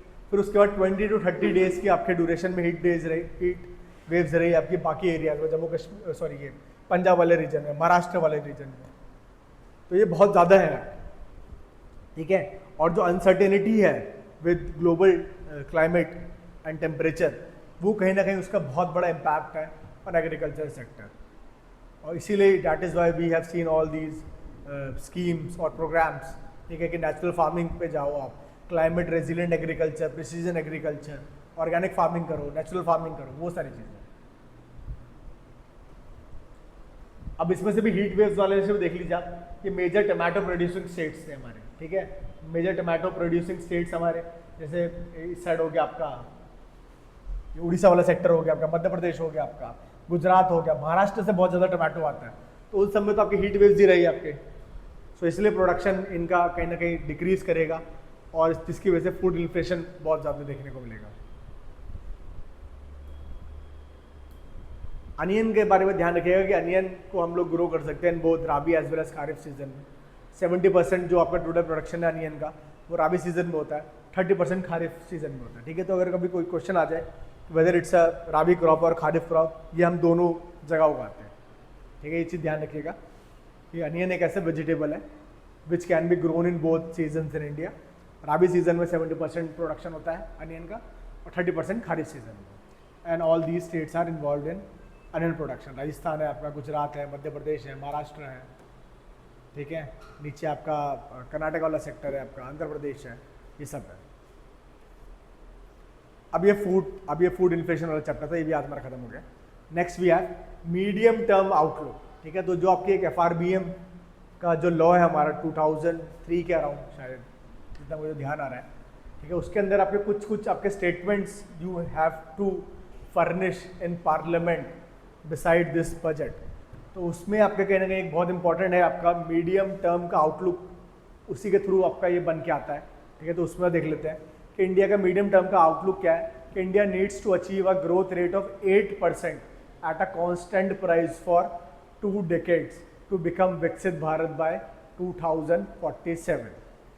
सो कहीं ना कहीं if India is aiming to become a developed nation at the rate 2047, we need to achieve this growth rate of 8% at constant price, ठीक है। तो constant price जिसमें आपका इन्फ्लेशन आपके लिए लेके एडजस्ट करके आप लोग लेते हो, एक आपका ये आपका एक रेफरेंस ईयर होता है जिसके कंपैरिजन के बाद ये आपके कांस्टेंट प्राइसेस पे चीज़ें निकल के आती है।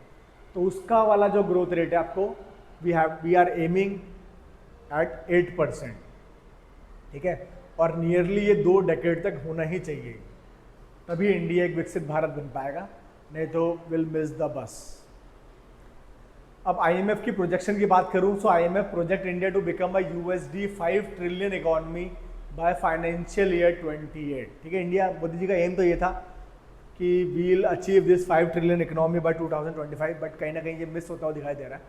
अब IMF का भी प्रोजेक्शन यही है कि till financial year 28 will achieve this 5 trillion एम, और ये जो साइज हो जाएगा हमारे USD 6.307 ट्रिलियन का हो जाएगा बाय फाइनेंशियल ईयर 30 तक का, ठीक है।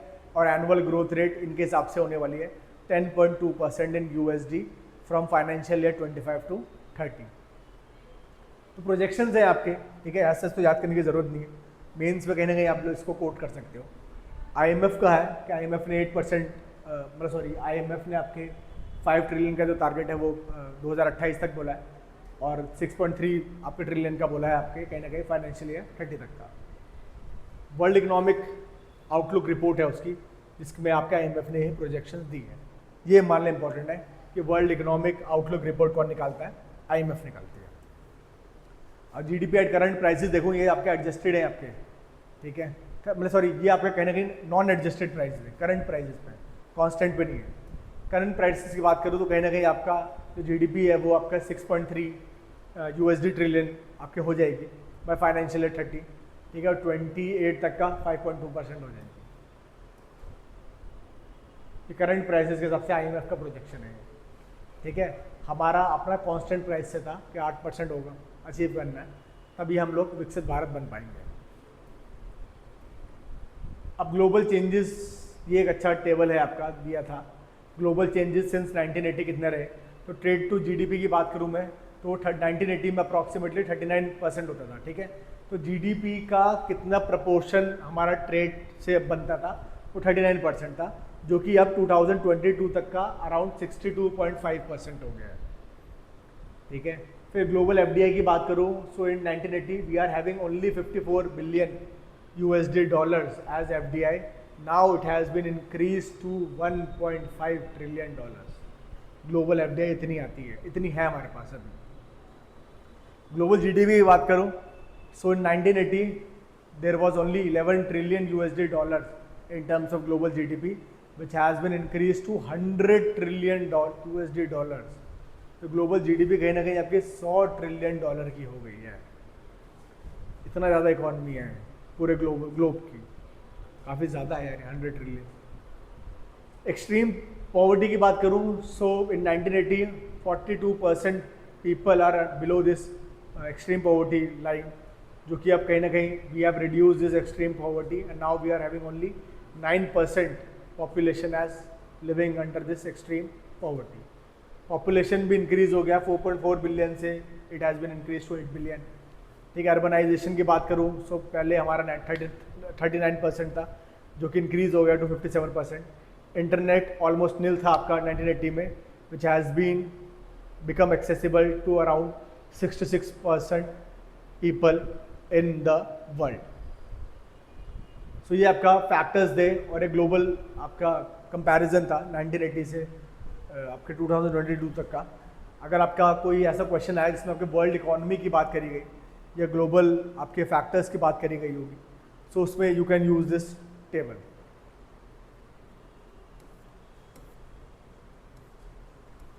अब जो नेक्स्ट टॉपिक हमारे लिए, यही बहुत इंपॉर्टेंट टॉपिक है, और आने वाले टाइम पे इसी का ही आपका देखने को मिलेंगे सारी चीज़ें। ये हमारा इलेक्ट्रिक व्हीकल्स इन इंडिया, ठीक है। सो गवर्नमेंट जो स्कीम्स देख रहे थे उसमें भी हमने बहुत सारे स्कीम्स देखी रिलेटेड टू दिस E-व्हीकल। यहाँ पे आपका थोड़ा शॉर्ट में देखेंगे चीज़ें कि कैसे इंडिया में इलेक्ट्रिक व्हीकल्स आपके प्रमोट करी गई हैं, और कैसे इनका आपका स्टडीली ये ग्रो कर रही हैं in terms of their contribution in total transport sector. So why necessary, ये तो हमें पता ही है कि road transport constitute nearly 75% of the emissions from transportation sector. तो कहीं ना कहीं रोड्स जो आपका ट्रांसपोर्टेशन सिस्टम है वो 75% है of the total transportation sector का, और रोड पे हमारे जितना भी है आपका mostly we are having this pollution emitting vehicle. तो उसको कर्व करने के लिए we need this electric vehicle. अब सेकंड क्या चीज़ है, India to achieve its net zero goals by 2070, हमारा ये पंचामृत गोल था जिसमें नेट जीरो की हमने बात करी है till 2070। So if India wants to achieve this net zero aim, we need to transform all our vehicles to electric vehicles, या तो इलेक्ट्रिक व्हीकल्स या हाइड्रोजन व्हीकल्स, या मतलब आपको ग्रीनर फ्यूल्स की तरफ हमारे को जाना पड़ेगा, ठीक है, in order to achieve this net zero goal. Challenges क्या है, चैलेंजेस की बात करूँ, so EV car requires nearly 6 times more minerals than a conventional vehicle। So ये आपका एक बहुत बड़ा चैलेंज है आपका, या लिमिटेशन है, बिकॉज जो EV कार को बनाने में हमें जैसे आपको जो बैटरीज चाहिए, आपको लिथियम आयन की बैटरीज चाहिए, या और भी उसमें बहुत सारे आपके क्रिटिकल मिनरल्स आपके लगते हैं, पैलेडियम आपका लगता है, तो तो वो उसका जो आपका जो कॉन्स्टिट्यूएंट्स है उनके, they are nearly 6 times more in comparison to conventional car. जो कन्वेंशनल कार में इतने मिनरल्स नहीं लगते जितने आपकी ईवी कार के प्रोडक्शन में लगते हैं। But India is import dependent for most of the critical, और इसके प्रॉब्लम और भी ये वाली चीज़ तो थी कि इसमें क्रिटिकल मिनरल्स लगते हैं। उसके on the top of this problem, India is mostly a import dependent country in terms of importing critical minerals. ये सारे क्रिटिकल मिनरल्स कहीं ना कहीं हमारे को फॉरेन से ही इंपोर्ट करने पड़ते हैं। फॉर एग्जांपल चाइना से हमारे बहुत सारे क्रिटिकल मिनरल्स आते हैं, जो रेयर अर्थ एलिमेंट्स हैं उसमें चाइना नंबर 1 आपका एक्सपोर्टर है। फिर यूक्रेन से बहुत सारी चीज़ें आती थी हमारी, ठीक है। तो इसमें भी अभी हमारे साथ प्रॉब्लम यही है कि we are highly dependent on foreign countries in terms of this critical minerals. अभी देखिए, India sources 75% of its lithium ion batteries from China. तो ये है कहीं ना कहीं हम चाइना पे बहुत ज़्यादा डिपेंडेंट है। 75% हमारी लिथियम आयन बैटरीज यहीं से आपके आती है, ठीक है। सो ये आपका कहीं ना कहीं आपका, अगर यहाँ पे कुछ भी सप्लाई चेन डिस्ट्रप्शन होता है तो it will going to directly impact our EV sector. China holds almost 65% of the minerals like nickel, cobalt, lithium. ये सारे आपके क्रिटिकल मिनरल्स जो है आपके कहीं ना कहीं चाइना से आपके आ रहे हैं। सो ये हमारे लिए एक बहुत बड़ा प्रॉब्लम है इन faster adoption of EV vehicles in India. Efforts की बात करूं तो फेम पॉलिसी हमने देखी, फास्टर अडॉप्शन, आपका जो faster adoption and manufacturing of E vehicles आपके जो है, तो ये स्कीम है हमारी 2 फेजेस में आ चुके हैं। 1.0 देखी थी हमने, 2.0 देखी थी, अब 3rd फेज की बात चल रही है। प्रोडक्शन लिंक्ड इंसेंटिव स्कीम है हमारी for auto components and advance chemistry cell manufacturing, ठीक है। तो कहीं ना कहीं इस सेक्टर में भी ईवी मैन्युफैक्चरिंग में भी we want to become Atmanirbhar, we want to become a manufacturing hub of electric vehicles in India. और उसके लिए हमने ये production linked incentive scheme start करी है, जहाँ पे ऑटो कंपोनेंट्स को एज वेल एज ये जो एडवांस केमिस्ट्री सेल है मैन्युफैक्चरिंग है वो इंडिया में स्टार्ट हो। उसके अलावा हमारे पास ये scheme for promotion of manufacturing of electric passengers cars in India, ये भी स्कीम है हमारी, ठीक है। इलेक्ट्रिक जो पैसेंजर कार्स है उनको मैन्युफैक्चर करने के लिए, बनाने के लिए। फिर काबिल है हमारा खनिज विदेश लिमिटेड। काबिल हमारे लिए इम्पॉर्टेंट है, ये कैसे अथॉरिटी है आपका that will going to sign this MOU, memorandum of understanding with all those countries which are exporting critical minerals. So ये काबिल आपका कहीं ना कहीं आपका MOU साइन करने के लिए एक स्पेसिफिक अथॉरिटी बना रखी है हमने। तो ये भी आपका कहीं ना कहीं बहुत बड़ा एफर्ट है in order to secure all the critical mineral lines, ठीक है, which is essential to manufacture EV vehicle in India. फिर इंक्रीज R&D की बात कर रहे हैं, advance battery technology such as sodium ion और सॉलिड स्टेट बैटरीज, ठीक है। सो एक ऑल्टरनेटिव ढूंढने की बात करें, बिकॉज लिथियम जो है वो आपका we are highly dependent on China, ठीक है। और लिथियम में बहुत सारे और भी प्रॉब्लम्स हैं आपके। जो लिथियम आयन बैटरीज हैं ये लॉन्ग लास्टिंग नहीं होती है, ठीक है। You need to replace those batteries. और भी इसके साथ आपके नेगेटिव एक्सटर्नैलिटीज़ भी आपकी बहुत सारी जुड़ी हुई है, ठीक है। In order to procure this lithium from your own reserves, इसमें वाटर का बहुत ज़्यादा यूज़ होता है आपका, ठीक है। और भी इसमें बहुत सारे और भी प्रॉब्लम्स हैं, एनवायरमेंटल प्रॉब्लम्स भी हैं। So that is why India ने R&D आपका इंक्रीज़ कर दिया है, ठीक है, इन एडवांस बैटरी टेक्नोलॉजी, जहाँ पे हम instead of this lithium ion batteries we are merging our engine with this sodium ion batteries या अदर सॉलिड स्टेट बैटरीज। कि सोडियम आपका अबंडेंट आपका प्रेजेंट है तो उस पर जाने की बात कर रहे हैं। फिर फैसिलिटेट कर रहे हैं इन्वेस्टमेंट इन बैटरी रिसाइकलिंग इंफ्रास्ट्रक्चर। तो कहीं ना कहीं आपका जो बैटरी रिसाइकलिंग इंफ्रास्ट्रक्चर है उसको भी उसको बूस्ट करने के लिए हमने स्टार्ट करा है, इन्वेस्टमेंट स्टार्ट कर दिया है, ठीक है। कि कहीं ना कहीं आपके जो बैटरी जो आपके वेस्ट हो गई हैं उनको हम कैसे रिसाइकिल करके दोबारा से रीयूज़ कर सकें। फिर स्टेट लेवल आपकी EV पॉलिसीज़ है। For example states like Delhi, Maharashtra, Tamil Nadu, Gujarat, Karnataka offer incentives like subsidies, road tax exemptions, registration fee weavers. तो कहने ये सब भी आपके स्टेट स्पेसिफिक स्कीम्स है in order to facilitate EV manufacturing in India. यहाँ पे कहने की ये सब्सिडीज आपके प्रोवाइड करी गई हैं so that people will going to adopt this EV vehicles at faster rate.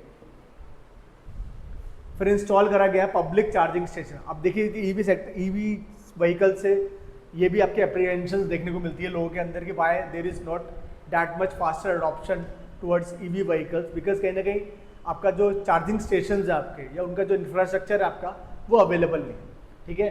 सो इसको भी इंस्टॉल करने के लिए दे आर इंसेंटिवाइजिंग आपके मैन्युफैक्चरर्स को कि ये हाईवेज पे सिटीज़ पे आपके इंस्टॉल करेंगे पब्लिक चार्जिंग स्टेशन।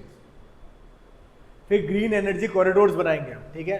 सो ऐसे कुछ आपके कॉरिडोर्स बनेंगे, green energy corridors, where only green vehicles are allowed, ठीक है, not polluting vehicles are allowed in this green corridor thing. तो ये आप कैसे बनाने की बात कर रहे हैं। फिर स्क्रैपेज पॉलिसी है आपका, ठीक है, वही रीयूज वाली जो चीज़ है, रिसाइकिल वाली जो चीज़ है, वो स्क्रैपेज पॉलिसी है आपके 2021 के अंदर आ जाएगी, जहाँ पे आपके फॉर एग्जांपल आप दिल्ली का अगर मैं केस लूँ तो यहाँ पे 15 ईयर्स से जो अबव के आपके व्हीकल्स हैं आपके, ठीक है, उनको आपके स्क्रैप करना एक मैंडेटरी वाली चीज़ थी। अभी खैर अभी इस पर डेलिब्रेशन चल रही है आपकी स्टेट गवर्नमेंट की, बट वो स्क्रैपेज पॉलिसी 2021 के तहत वही था कि if your vehicle is older than 15 years तो you need to scrap that vehicle. Petrol vehicle, ठीक है, डीजल के लिए आई थिंक 10 ईयर्स का कुछ है, ये सॉरी कमर्शियल व्हीकल के लिए आपके 10 ईयर्स है, बाकी जो आपके कंज्यूमर व्हीकल्स हैं आपके उनके लिए आपके 15 ईयर्स है। फिर इनकम टैक्स डिडक्शन है under section 80 for interest paid on the loans taken for purchasing EV. तो ये कहीं ना कहीं आपको फैसिलिटेट करने के लिए कि you purchase this EV vehicle, तो गवर्नमेंट अपने एंड से आपको इंसेंटिवाइज कर रही है कि अगर आप लोगों ने लोन लेके वो ईवी व्हीकल परचेज किया है तो उसका जो इंटरेस्ट लेता है it will be eligible for this income tax deduction. फिर 36 जीएसटी काउंसिल की जो मीटिंग हुई थी आपका, इसे डिसाइड करा to reduce GST rate on EV electric vehicles from 10% to 5%, ठीक है। तो कहीं ना कहीं आपको एक टैक्स में भी इंसेंटिव मिल रहा है कि if you purchase this EV vehicle you have to pay only 5% of this GST. Earlier it was around 12%, जो कि रिड्यूस कर दिया after this 36 GST council meeting to 5%। तो आप कहीं ना कहीं आपके ओवरऑल अगर देखा जाए आपका कि लॉट्स ऑफ इंसेंटिव्स या lots of efforts have been pushed from government of India for faster adoption of this EV vehicle in transportation sector. फिर एक ई अमृत पोर्टल है आपके, वन स्टॉप्स आपका सोल्यूशन है आपका, लॉन्च्ड बाय नीति आयोग। ये बहुत इंपॉर्टेंट है आपका, question can be asked from this कि ई अमृत पोर्टल आपका first of all was launched by which organisation, which ministry या body has launch this e Amrit portal. Second जो क्वेश्चन इसमें से बन सकता है वो ये है कि it is related to what, ठीक है, ये ई अमृत पोर्टल आपका किस चीज़ से रिलेटेड है। सो first of all it was launched bye NITI Aayog to provide a one-stop destination for EV related information for consumers and investors. So India में EV related आपको कोई भी information चाहिए, whether you are a consumer or an investor, you can get that information from this e-Amrit portal launched by NITI Aayog, ठीक है। तो यहाँ पे फर्स्ट वन स्टॉप डेस्टिनेशन है for all the information related to EV sector. So ये आपका important है, याद रखिएगा। Next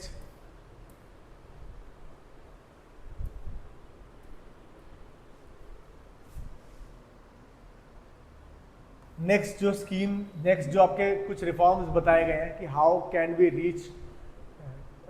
can we achieve this Viksit Bharat status, तो कैसे इसको अचीव कर सके, उसके लिए कुछ रिफॉर्म्स बताए गए हैं आपके, ठीक है। सो आपके मीन्स में ये क्वेश्चन अगर आपका आए कि what all reforms are required to develop India to transform India from a developing country to a developed country, so you can mention all these reforms, ठीक है। तो बहुत अच्छे रिफॉर्म्स है आपके, ध्यान रखिएगा। First of all increasing investment rate, ठीक है, तो कहीं ना कहीं आपका जो इन्वेस्टमेंट रेट है हमारा जो अभी काफ़ी कम है आपको, उसको आपको बढ़ाना है टू 35% ऑफ द जीडीपी। तो ये बहुत इंपॉर्टेंट चीज़ है आपकी कि जीडीपी का लगभग आपको 35% आपको इन्वेस्ट करना है, री इन्वेस्ट कर देना है, मतलब एक तरह का आप री इन्वेस्ट समझ सकते हैं इस चीज़ को।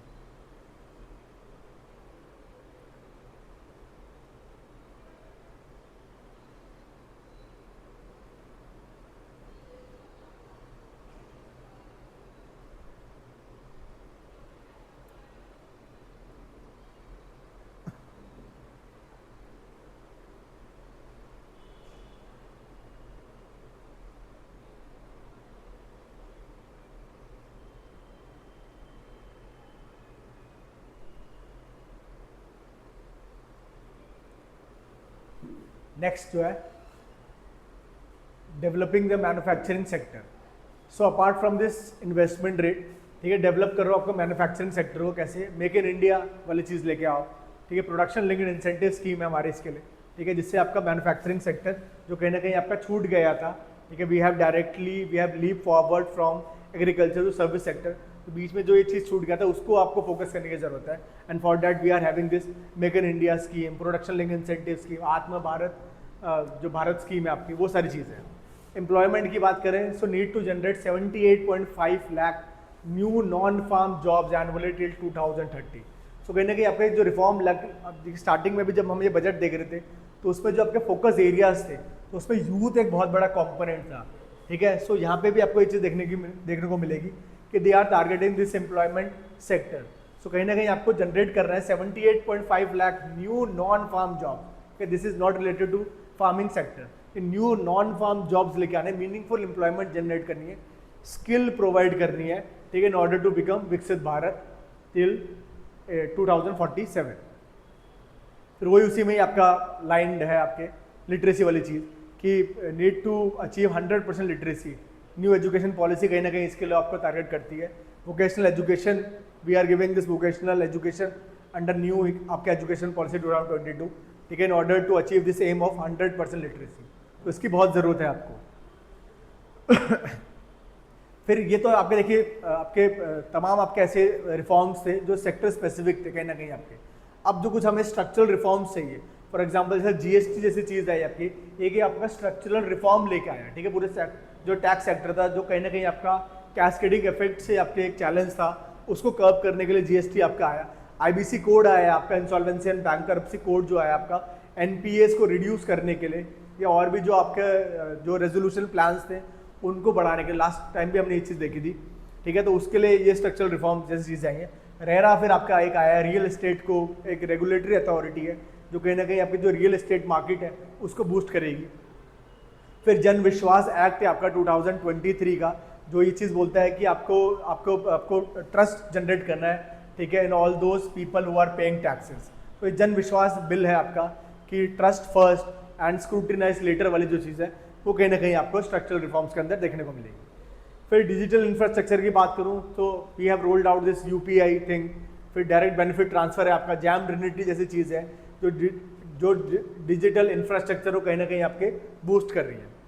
फिर एमएसएमई सेक्टर को आपको इंक्रीज करना ही करना है, ठीक है, बिकॉज जो आपका मेनली जो आपका एक्सपोर्ट में सेक्टर जो काम करता है वो एमएसएमई है आपका, तो उसको कहीं ना कहीं आपको बूस्ट करना है, फैसिलिटेट करना है कुछ बहुत सारे स्कीम्स के थ्रू, जिससे कि आप you will become this Viksit Bharat.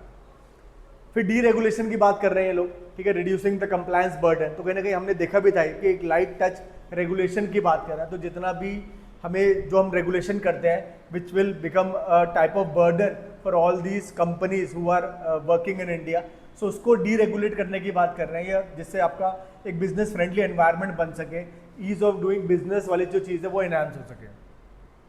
Example, Punjab ने conducted this grievance redressal sessions with industries and liberalize several building labour and fire regulation, ठीक है। तो ये कंप्लायंस लेवल को ईज आउट करने के लिए या to attract more and more FDI, तो उसके लिए ये हमारे के लिए बहुत ज़रूरी है कि we have a light touch regulation approach, या डीरेगुलेट करने की बहुत ज़्यादा ज़रूरत है, ठीक है, जिसमें आपका example you can directly quote here from this thing कि पंजाब ने आपके कंडक्ट करा है ग्रीवियंस रिड्रेसल सेशन है, इंडस्ट्री स्पेसिफिक इंडस्ट्री से बात करिए, जिससे कि आपका कहीं ना कहीं जो उनकी प्रॉब्लम्स थी उनको सुना, और फिर कुछ बिल्डिंग रेगुलेशन वाली चीज़ें कम करी है, आपकी लेबर रेगुलेशंस को आपके लिबरलाइज करा गया है, फायर रेगुलेशन को कम करा है, ठीक है, जिससे कि आपका जो इकोनॉमी है आपका पूरा का पूरा अच्छे से बूस्ट हो सके।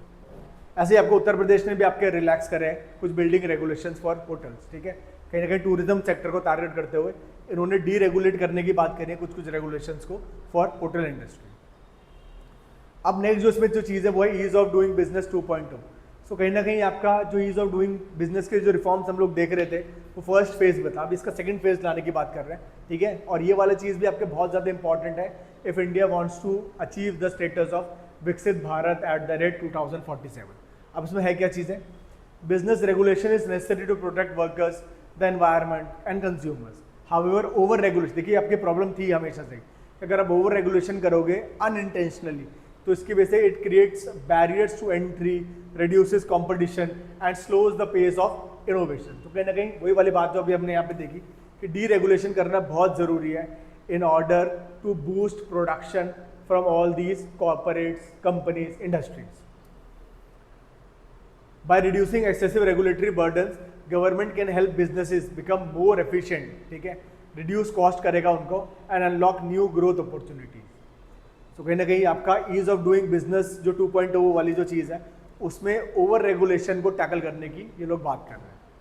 अब इसमें देखेंगे तो स्टेट लेड कुछ इनिशिएटिव्स हैं जो इनेबल करते हैं business friendly environment in India, ठीक है। इसमें आपने देखा भी था आपका जो ईज ऑफ डूइंग बिजनेस है आपका इंडेक्स बाय नीति आयोग या जो एक्सपोर्ट प्रिपेयर्डनेस इंडेक्स है आपका नीति आयोग के द्वारा, वो कहीं ना कहीं आपके कुछ ऐसे स्टेट लेड इनिशिएटिव्स को हाईलाइट करता है, जैसे आपका केस स्टडी तैयार करता है जिससे you can learn from all the best practices, ठीक है, और अपने स्टेट में आप उस चीज़ को लगा सकते हैं। फिर states have exclusive jurisdiction to regulate list two subjects like, अब देखिए स्टेट के, अब ये देखिए ये भी बहुत बेनिफिशियल वाली चीज़ है कि स्टेट्स हैव एक्सक्लूसिव जुरिस्डिक्शन जो रेगुलेट कर सकते हैं in their list two subject जो स्टेट लिस्ट के अंदर आता है। फॉर एग्जांपल लैंड में अब वो उनके पास राइट्स हैं, ठीक है, बिल्डिंग में है, वाटर में, लोकल है, ट्रेड, लोकल ट्रेड है एंड कॉमर्स है, ठीक है। तो इन सब चीज़ों में सुधार तो स्टेट्स अपने एंड पे लेके आ सकते हैं, ठीक है, जिससे कि स्टेट में जो आपके ईज ऑफ डूइंग बिजनेस वाली चीज़ है वो आपके कहीं ना कहीं फैसिलिटेट हो सके, प्रमोट हो सके और उसका इम्पैक्ट आपको ग्लोबल जो आपको नेशनल जीडीपी है उस पर भी देखने को मिलेगा। स्टेट्स कैन रेगुलेट कर सकते हैं concurrently with the union government on list 3 subjects. अच्छा ये वाली चीज़ भी है आपका, अब स्टेट को एक परमिशन चाहिए होती है, ठीक है, कॉन्करेंटली या वो लोग मतलब अगर आपको परमिशन नहीं मिलती है तो concurrently they can regulate all the subject matters given in this third list, ठीक है। तो कहने के सेंटर के साथ मिलके उन चीज़ों को रेगुलेट कर सकते हैं। फॉर एग्जांपल एजुकेशन का रेगुलेशन अच्छे से कर सकते हैं वो लोग, ठीक है, जो वाइल्ड लाइफ वाली चीज़ है उसको रेगुलेशन कर सकते हैं, तो वो सारी चीज़ें हैं, ठीक है। इसके अंदर आपका लेबर वेलफेयर के लिए काम कर सकते हैं वो लोग, इलेक्ट्रिसिटी वाली चीज़ों के लिए कर सकते हैं, मैकेनिकल व्हीकल्स के लिए कर सकते हैं। Hence the state government can deregulate this subject. तो कहीं ना कहीं इन चीज़ों को, इलेक्ट्रिसिटी वाली चीज़ है, एजुकेशन वाली जो चीज़ है, या और भी आपके जो सब्जेक्ट्स है गिवन इन कॉन्करेंट लिस्ट जो है उसको डी रेगुलेट कर सकते हैं, ठीक है, in order to boost production from all these sectors. अब देखिए इसमें पॉसिबल एरियाज भी इन्होंने बताया कि किन किन जगह पे डी रेगुलेशन किया जा सकता है, कि कहाँ पे आपके ये बेनिफिशियल रहेगा in order to boost production from state. तो उसमें लैंड की बात कर रहे हैं लोग, लैंड को डी रेगुलेट करें, ठीक है। तो लैंड का परचेज आपका ईज आउट करा जा सकता है, ठीक है, कि फैक्ट्री आपका वहाँ पे लगाई जा सके, इंडस्ट्रीज क्रिएट किए जा सके। फिर बिल्डिंग और कंस्ट्रक्शन वाली जो चीज़ है उसको आप डी रेगुलेट कर सकते हो।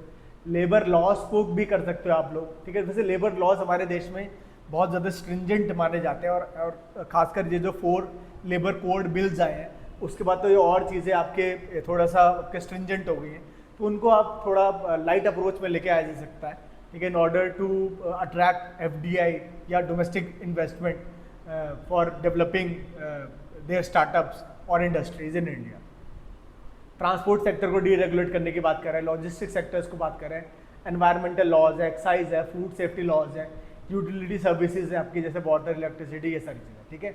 सो these are the possible areas given in this economic survey where states can intervene and deregulate these particular sectors, ठीक है, तो जिससे आपका एक ease of doing business reforms लाया जा सके और एक बिजनेस फ्रेंडली एनवायरनमेंट बनाया जा सके इन स्टेट्स। अब इसका एग्जाम्पल की बात करूँ तो कुछ आपके स्टेट्स हैं लाइक कर्नाटक एंड आंध्र प्रदेश जिसने कम्प्लीटली डी रेगुलेट कर दिया women night shift participation in the IT industries, ठीक है। तो ये आपकी जो चीज़ थी आपका सर्विस सेक्टर से रिलेटेड है आपका आईटी इंडस्ट्री, और कहीं ना कहीं इसमें देखा गया था कि विमेन को आपको रात को काम नहीं करने दिया जाता था, ठीक है। तो आपके स्पेसिफिक स्टेट्स आपके कर्नाटका और आंध्र प्रदेश जिन्होंने completely they have D regulated women participation. तो कहीं ना कहीं आपके अब नाइट शिफ्ट में विमेन भी यहाँ पे काम कर सकती है, ठीक है। और ऐसा नहीं है कि सिर्फ डी रेगुलेट किया गया, they are also providing this safety and protection to women working in this IT industry. So उससे कहीं ना कहीं आपका क्या होता है कि ओवरऑल प्रोडक्शन में आपका इंप्रूवमेंट आ जाती है। सो आप ये डायरेक्टली एग्जाम्पल आपका ही कोट कर सकते हैं फ्रॉम हियर। फिर और भी हमारे जो क्या पॉसिबल रिफॉर्म्स हो सकते हैं in order to become this Viksit Bharat, in order to achieve this Viksit Bharat status. तो आप रिड्यूस करो कंप्लायंस बर्डन, ठीक है। एक तो पहली बात डी रेगुलेट कर सकते हो आप लोग, फिर कंप्लायंस बर्डन और कैसे कर सकते हो, रिड्यूस करो administrative cost and time for business. Single platform बनाओ आप, ठीक है, सिंगल क्लियरेंस प्लेटफॉर्म बनेगा जहाँ पे आपका बहुत सारी चीज़ें जो है आपकी वो सिंगल विंडो क्लियरेंस से आपके जाएंगी और आपके एप्लीकेशन को बहुत इजीली आपका प्रोसेस कर सकते हो इन अ टाइमली मैनर, ठीक है। जैसे आप रिमूव करो prohibitions on women from working in factory processes, वही वाली चीज़ जो आपके यहाँ करी, आप सिर्फ प्राइमरी इंडस्ट्रीज के लिए नहीं, इसको आप और जो सेक्टर्स है उसके लिए भी एक्सपैंड कर सकते हो, ठीक है। आप फ्री पार्टिसिपेशन रखो विमेन का, they can if they want to work in night allow them, if they want to work in day allow them, ठीक है, जस्ट मेक देम फ्री, ठीक है, जिससे इससे आपका और भी चीज़ें आपकी इंप्रूव होंगी, आपका विमेन का पार्टिसिपेशन बढ़ेगा आपके कहीं ना कहीं इकोनॉमी के अंदर।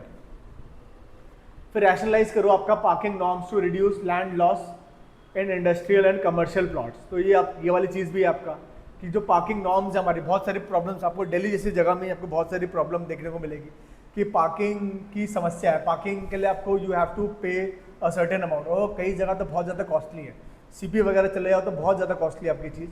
तो वो इसको भी ये कह रहे हैं कि पार्किंग नॉर्म्स को आप कहने के रैशनलाइज करो, जिससे आपका जो लैंड लॉस होता है इंडस्ट्री के लिए, कमर्शियल प्लॉट्स के लिए, वो कम हो सके, ठीक है।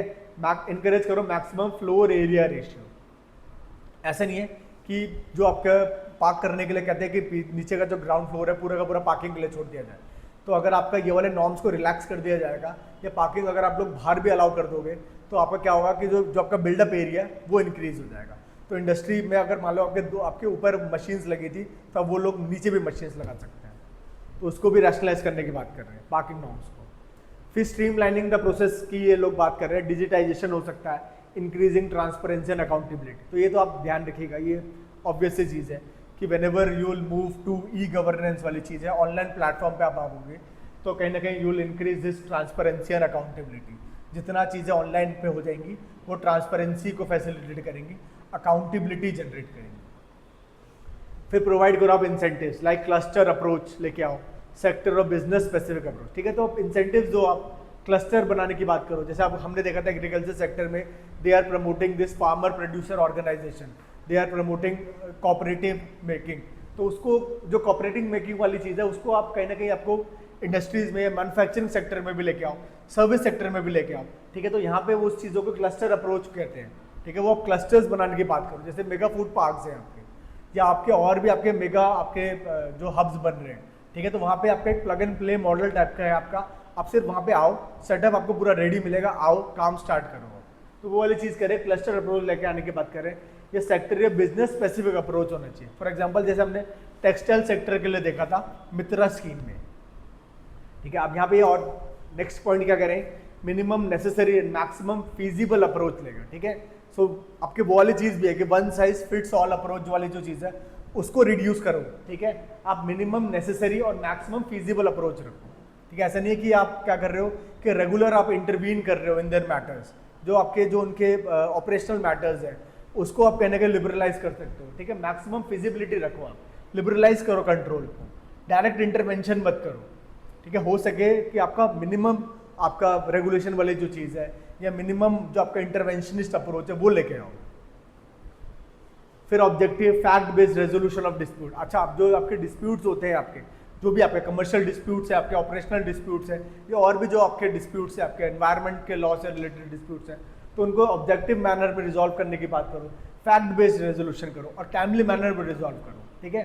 So these are the reform, these are the ease of doing business reforms that are needed to make India Viksit Bharat at the rate 2047। उसके बाद आप और क्या कर सकते हो, रिड्यूस कर सकते हो टैक्सेस, टैरिफ्स, फीस, ठीक है। आप इलेक्ट्रिसिटी, जैसे आपका वियतनाम ने करा है, वियतनाम ने इलेक्ट्रिसिटी सेल प्राइस रखा है which is 10% lower rate than the cost of generating electricity.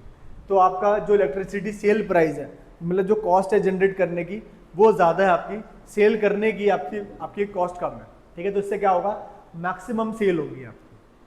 तो इंडिया में भी वो यही बात कर रहे हैं कि इलेक्ट्रिसिटी का जो टैरिफ है उसको रिड्यूस करो इंडस्ट्रियल यूज़ के लिए, ठीक है। तो जिससे कि वो कम इलेक्ट्रिसिटी का यूज़ करके ज़्यादा चीज़ें बनाए।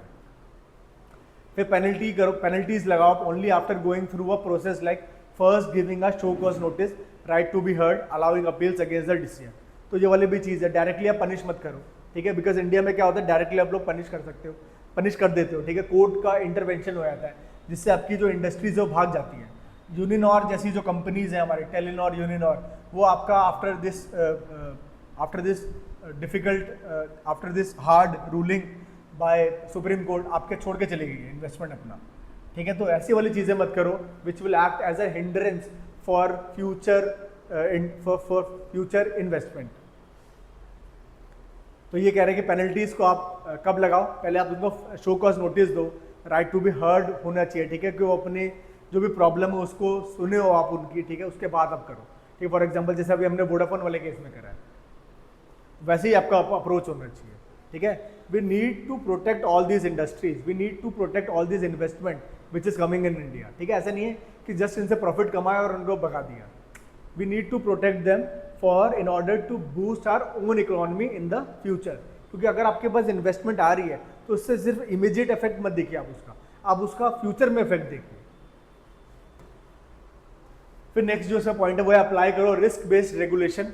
जैसे आप रिस्क बेस्ड रेगुलेशन लगाओ कि जितना रिस्क है उसके हिसाब से रेगुलेट करो, प्रोपोर्शनल बेसिस पे करो।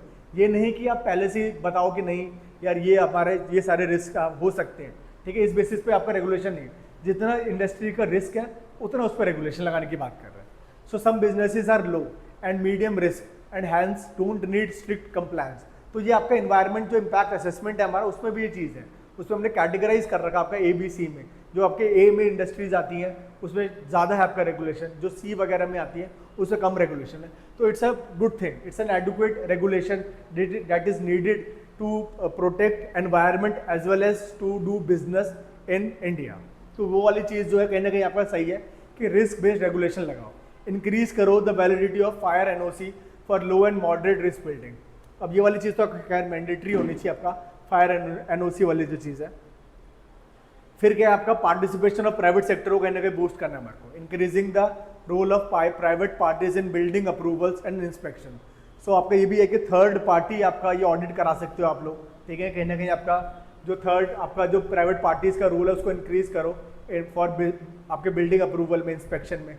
इसमें एग्जाम्पल के लिए आप कोट कर सकते हो आपका ऑस्ट्रेलिया और कनाडा में, जहाँ पे public private partnership they have adopted this PPP mechanism to enforce building safety regulation. तो थर्ड पार्टी आपका ये ऑडिट होते हैं आपके, ठीक है। अच्छा, इसमें भी ये चीज़ है कि they have close to 70% of applicants chose to obtain licences for private parties due to their speed of service, availability and specialization. अब यहाँ पे भी ये चीज़ है क्योंकि PPP मोड पे ये काम चल रही है बिल्डिंग सेफ्टी रेगुलेशंस का, तो क्लोज टू 70% जो एप्लीकेंट्स हैं वो ऑब्टेन करते हैं licences from private parties due to their speed of service, availability and specialization. तो ये चीज़ अच्छी है, आपका एफिशिएंट वे में, मैनर में ये सब चीज़ें काम कर रही है। तो आज हमने कुछ इंपॉर्टेंट स्कीम्स देखी और कुछ डेटा देखा आपका related to service sector, export sector, e-commerce वाली चीज़ों में। ऐसे ही आपका जो नेक्स्ट वीडियो होगी उसमें तमाम और इंपॉर्टेंट चीज़ें देखेंगे जो आपके कहीं ना कहीं बजट में और इकोनॉमिक सर्वे में हाईलाइटेड रहे। आज के लिए थैंक यू।